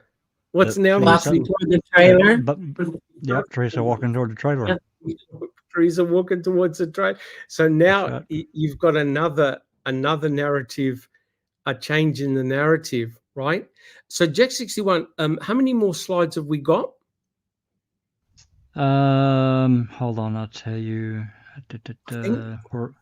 We're on what slide are we on? 30C, and we're on 30D. We're on 30C, Yep. and we got one more slide. Woo-hoo! Fantastic. Guys, we did it. All right. So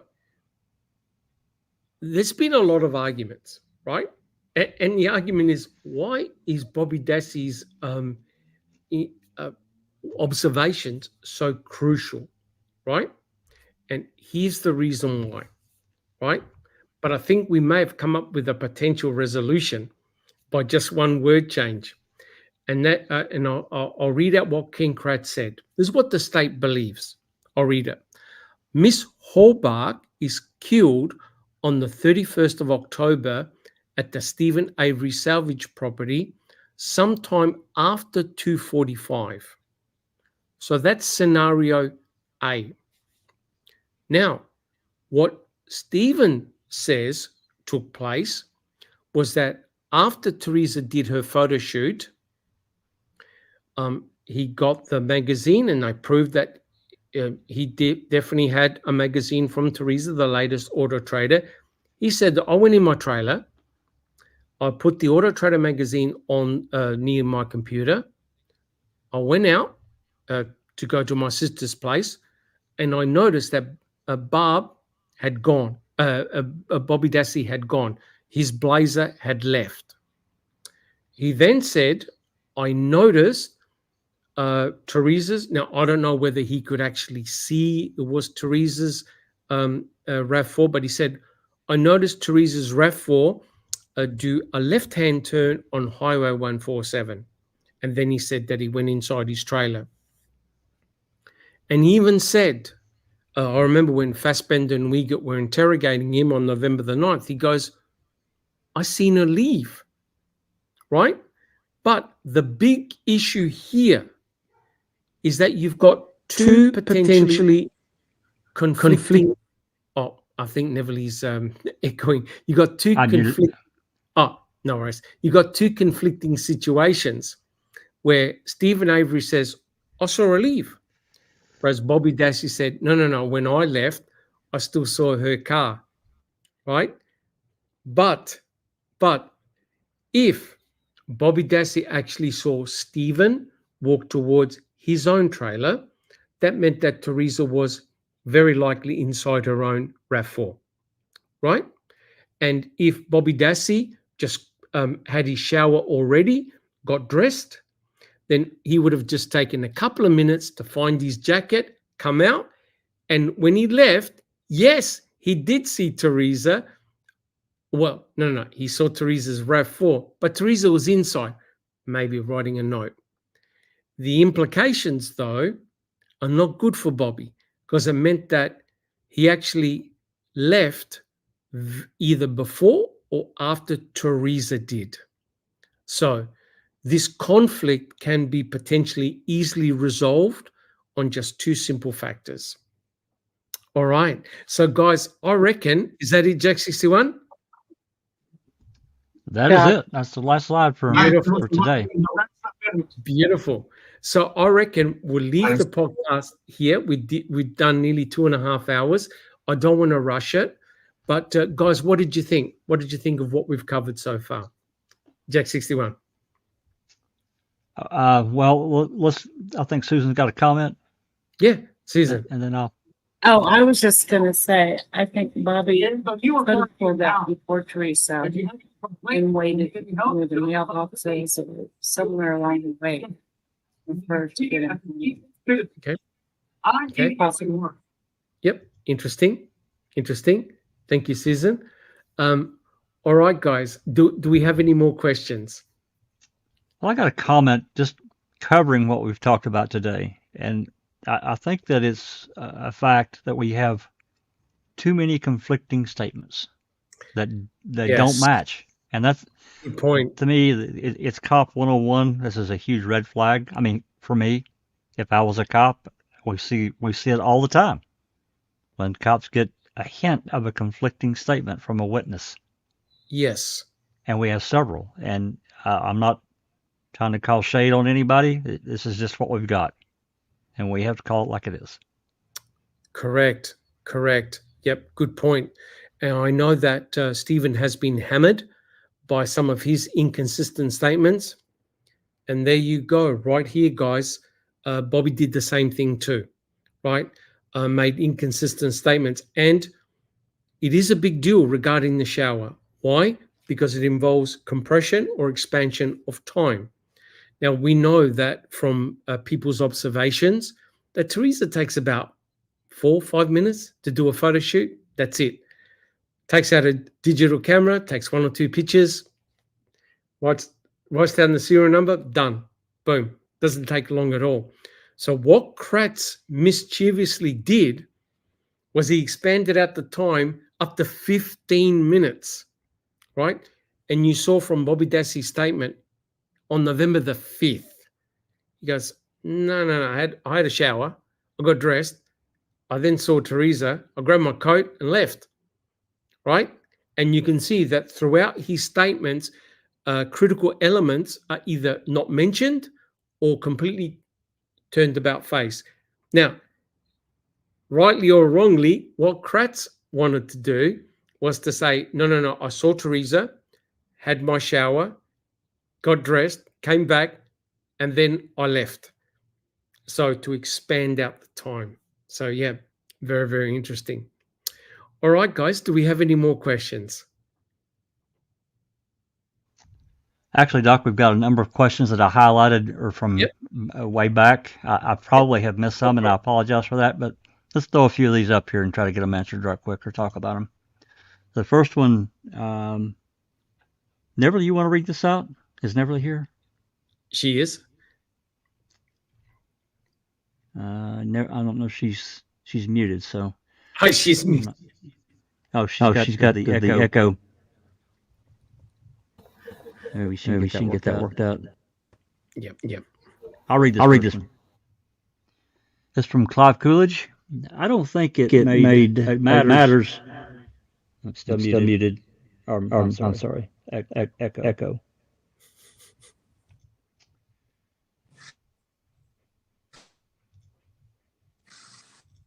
Now let's try it. Yeah, it's better. Now try it, Neverly. I'm sorry. Okay, sorry. I guess the host has muted me. So yeah, from Clive Coolidge. Yeah, let's read out the question. Okay.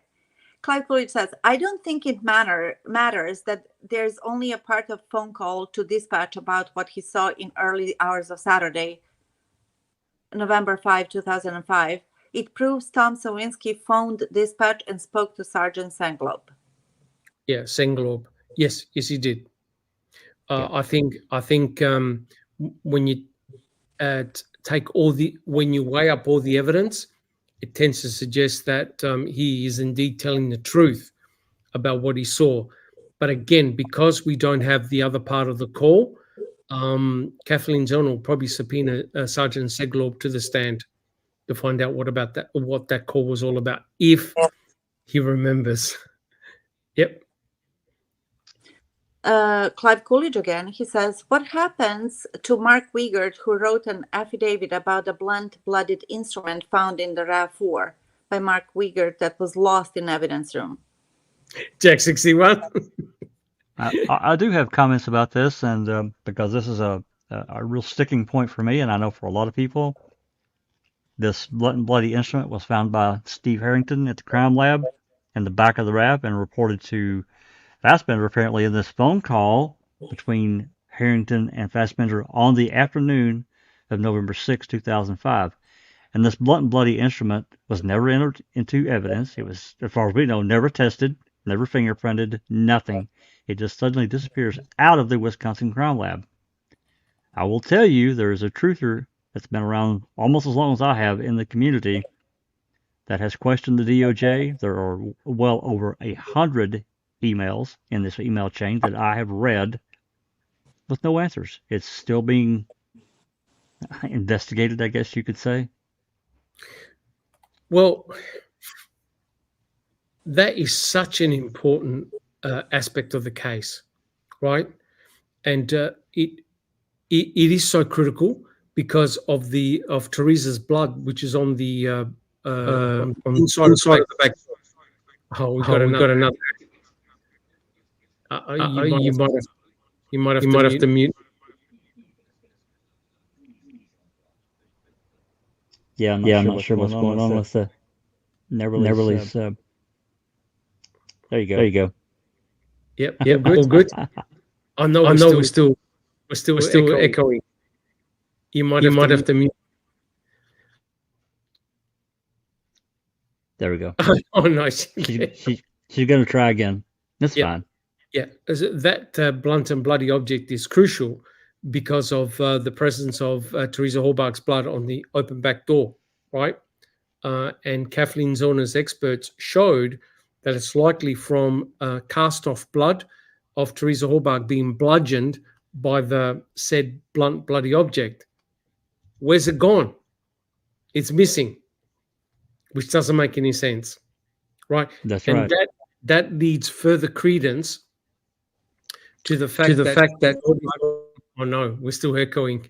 To the fact that Teresa Hallbach couldn't have been inside Stephen Avery's trailer because she was struck. Yeah. No, we still got echo. Yeah, we still got. Oh, she fixed it. There's a couple of problems.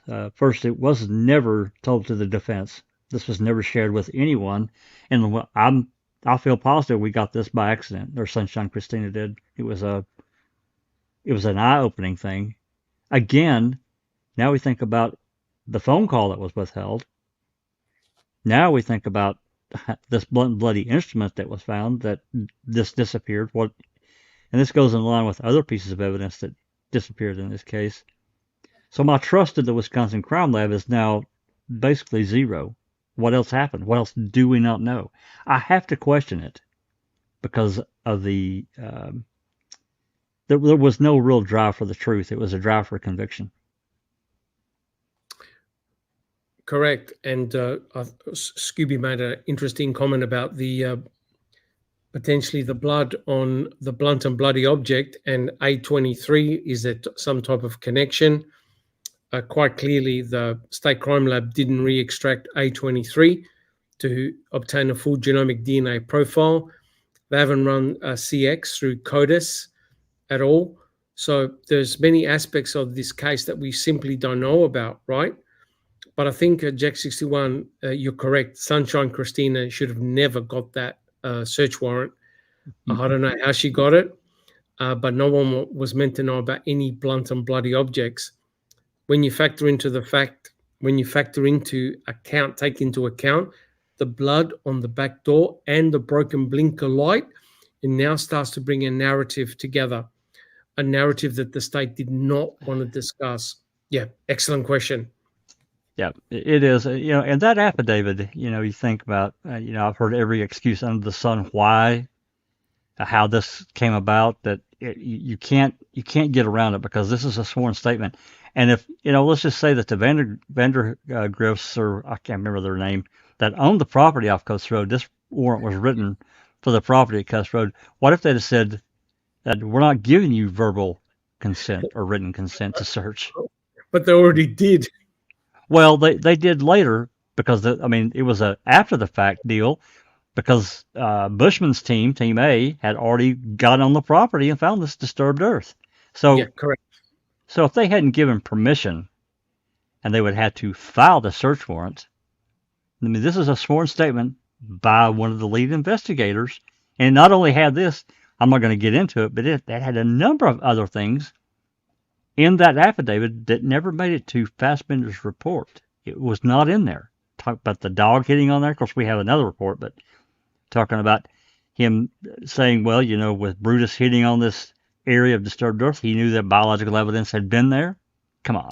Correct. And on that, none of that made it. The defense No. did not know. That narrative didn't work for them. No. And Susan made that brilliant comment a couple of months ago, or last year, I think. Why didn't they make Cuss Road work? I don't know. But Yep. they know. That the investigators must know why it didn't work. All right, moving on. Very interesting. Okay. It is. Yeah, moving on. Sorry, Doc. The next question, Neverly, are you able to read, or you want me to do it? Yes, by Anthony Hills. What is Stephen doing, and where's Stephen when she's taking pictures? From what I gathered, Stephen was inside. Now, it's interesting, inside his trailer. So he attempted to call Teresa Horbach and put the phone down because he saw her. And I think he came out after he had taken the pictures. She had taken the pictures. Interestingly, in the reconstruction done by Zellner, Stephen comes out on the southern door, not the central door, which means that he was standing in his bedroom, likely in his bedroom, and he could observe the RAV4 from the bedroom window quite clearly. And he probably just waited when she had finished, and then he had made his way walking towards her. So from what Stephen said, it's likely that he was inside his trailer when she arrived, which is ironical, right? Because you got Stephen inside his trailer and you got Bobby Dassey inside his mum's house, and they're both looking at Teresa Horbach taking pictures. Yep. Okay. And then got a comment from T1, Neverly? Sure. On November 9th, Bobby said he believes law enforcement is setting Stephen up. But by the time the trial starts, Bobby's opinion changes to implicating Stephen. Doesn't add up. No. That's why I believe that Bobby is a very, very compromised witness. And he's in a terrible situation at the moment because Kathleen Zellner is going after him, specifically him. Why him? He's the state star witness. Yep. Next question by Mr. President. How difficult would it be for Wiegert and Kratz to edit other statements like they edited Farmer Matt's statement? Yeah, we went through that. Yeah, we did that one. Sorry. Yeah, if they can contemporaneous reports, I can easily change them, right? But when you've got a written statement, that's a bit more harder. Yeah. Duke, why didn't Kratz have Mike O testify? Because it could have gotten Bobby and Mike into more hot water. Yep. Especially now that we know that Mike said that he's known that Teresa was missing on the 1st of November. Yes.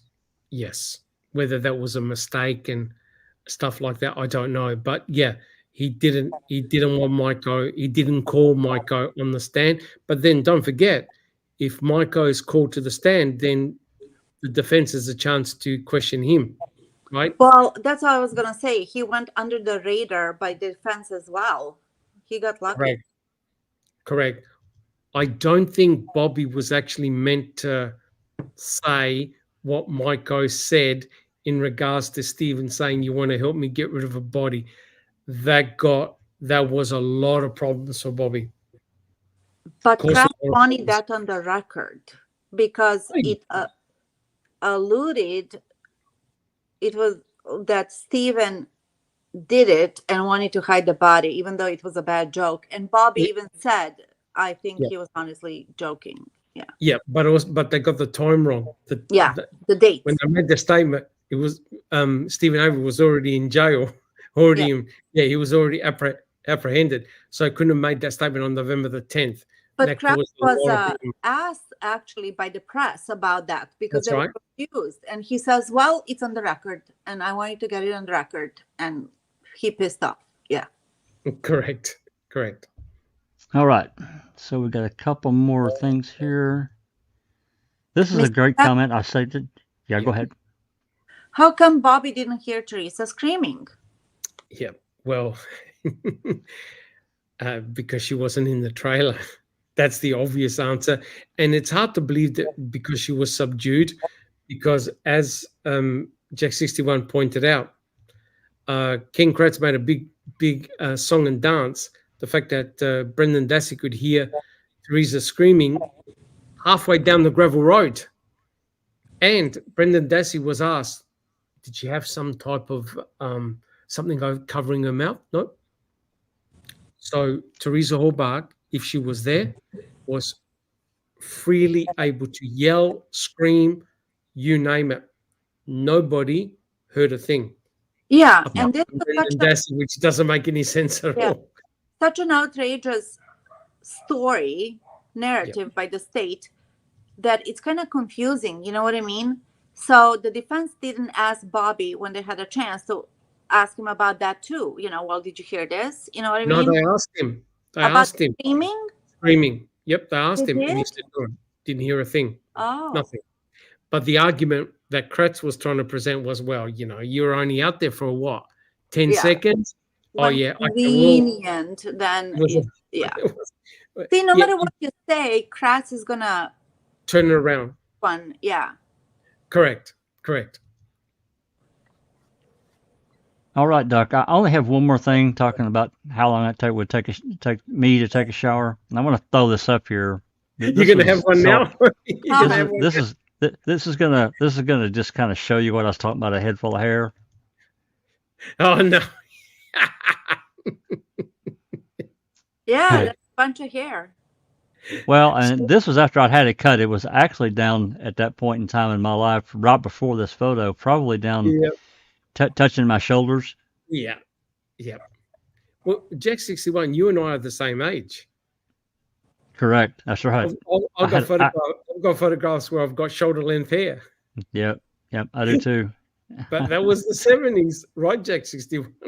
Well, it was late 70s, early 80s. Absolutely. That picture there was probably taken in 81. I was probably 20, I think. Correct. Now we have the debonair look, right? Gray and white. Distinguished. Sure. Yeah, distinguished. Correct. That's what we call it. Yes. Awesome. All right, so we're all done. Yep. Fantastic. Well, look, guys, I hope that you enjoyed the podcast. I like to keep them a little bit shorter so we can focus more. But again, guys, thank you so much for your support. Excellent questions. Keep them coming. And we'll just quickly go around the table, see how everyone's coming along, and we'll take it from there. Hey, Dr. Silkman, you're being actually called out. People want to see you with your long hair. They want to see me more? Yeah. Next week, I'll post a picture. Okay, next week, you guys. And playing guitar, too. Woo! Okay, Jack 61. Yeah, everything's going okay. Just, staying busy with still working on getting all the Jody, Chuck, and various people calls done. This next batch is pretty long. I've done 2 batches. The last one was relatively short. Had one interview, or not interview. I'm sorry, jail visit with Barb going to see Jody in the jail. These are again, as everyone knows, they're not.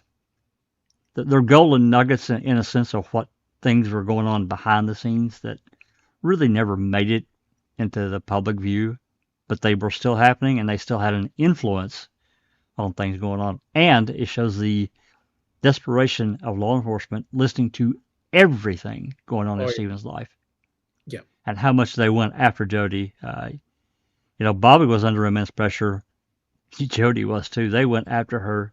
And of course they used Debbie as a pry bar, between Stephen and Jody, and it worked. And if it hadn't worked, if it hadn't worked, there was no skin lost, right? But it Correct. did work, and it caused a huge amount of problems for weeks and weeks with Jody and Steven. We hear it in the phone calls. It's absolutely ridiculous. Yep. But, we see her manipulative side. Anyway, I'll let that go. So continue to work on that, and hopefully we'll have the next batch sometime this week. I'll get them posted. It's going to be quite a few. I'll try to do a few at a time so everybody's not hammered with 5 million notifications. I know that's irritating, but you're going to get a notification anyway. I'll just try to do a few at a time, wait a little while, do a few at a time, that kind of thing.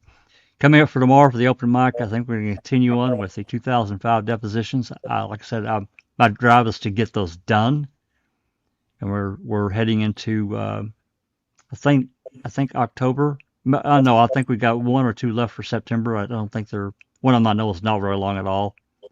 So probably try to get 2 or 3 of those done tomorrow. So if you're interested in the 2005 civil depositions, we're going to read some more out and continue to move on. And then, of course, as I've mentioned, my next project after that is to start dissecting the CASO dispatch calls. Awesome. Hey, Thank you so guys. much. Yep. Hey guys, we have a new person in the chat. Oh. Her name is Community Kitchen, and Yep. they're following all of this, and it seems like they're devoted and whatnot. However, at the very end of the podcast, Community Kitchen said, "You have been on a rail and haven't deviated from that rail, even though you all are aware that Bobby has said she left the yard about 2 years ago. This is documented." And to continue, Community Kitchen says, "By ignoring what Bobby now states, you're coming across as grifters. Please put me right." I don't think that was a real controversy regarding the phone call that Stephen did to his sister. Yes, and and when come on, and the Facebook post, which it was never accepted by the court. So I don't think that's legal. I don't think that's Exactly. legally confirmed that Bobby said that Exactly. he saw Teresa leaving. That's the problem. Yeah, that's the problem. Yep, that's regarded as hearsay. Yeah, so we're not grifters. We're No, just saying we're what not. we know. Correct. Correct. Yes, exactly. They actually addressed it and they said that's hearsay. Correct. So yeah, that was the October 2017 phone call between Stephen Barber and Scott Tadich, which we covered in several podcasts. Oh, that caused Absolutely. a lot of controversy. It Correct. did. Correct. But Bobby that- himself has never said it, written it down that I'm aware of. No, Exactly. no. In person. Always that we come can from see. somebody else. Correct. Secondhand. Yep. That's right. Correct. Yeah, Casey actually tweeted that, as far as I remember, but it was not ever put on record, to quote No. Kraft. So No. there you go. No. Yeah, I no. mean, it's not that we can't consider it, but it's this comes from someone else. It's hearsay, Correct. So anyway, to finish up, I want to thank everyone in the live chat that's come. Been some great comments again, as always. As TT and Fangirl, some really great questions from some smart and educated people. Don't forget about the library that we have. It's free, as Doc mentioned. Go do your own research. The phone calls, the jail calls, dispatch calls, everything that we have. I mean, up to what I'm still recording with the Jody calls. Everything we have is uploaded for free. Go do your own. Go do your own thing. I hope to see you tomorrow at 5 p.m. Central Time. Thanks, everyone. Awesome. Susan, what about yourself? How are you coming along? Come along, good Doc. Gonna warm up here. It's chosen for the week. I'm so happy about that. The right to be in sadness from our last, even the ones that the government that belong to us. Is your solution murdering an innocent? Thank you so much, Susan. I think Just Rhonda may be asleep. I'm not 100% sure. We'll go to Katie. Katie, what about yourself? How are you coming along? Doing all right. We're over on Just Rhonda's channel on Thursday nights, although we did it on Friday this week. We are covering the linchpin accuser, that without her, the case would have never gone forward. So we're going to be reading some trial testimony or preliminary hearing testimony on her this coming Thursday over on Just Rhonda's YouTube channel. Awesome. So that'll be fun. And just thanks to you and Neverly for putting this together. This is always very informative. I appreciate it. Thank you. Thank you. Thank you so much. And thank you for reading as well. And next we have, I don't recall. How are you coming along? Good. I enjoyed the presentation and especially seeing having you show how it was visually almost impossible for him to see what he said he saw when he saw it. Bobby, I mean, and how the state was changed conveniently to suit Kratz's narrative. Yeah. And as far as I know, Monday night, Amy, case by case, is going to have a live. She is ill, but hopefully she'll be better by then. So, yep. And then, of course, Thursday with Just Rhonda. Yep. Awesome. Thank you so much. And thank you for reading as well. I think Neverly's got issues with StreamYard, so have just a wave goodbye. Just a wave goodbye. Oh, boy, technology, right? All right, guys. Well, look, again, thank you so much. It's been much appreciated. We'll continue our podcast series, Reading with the Crew, next week. Again, guys, thank you so much. My name is Dr. Silkman from the Foul Play team. Thank you so much, and we'll all see you tomorrow on the open mic. Take care, guys. With that said, good night, everyone. Thanks for coming, and this has been a Foul Play production.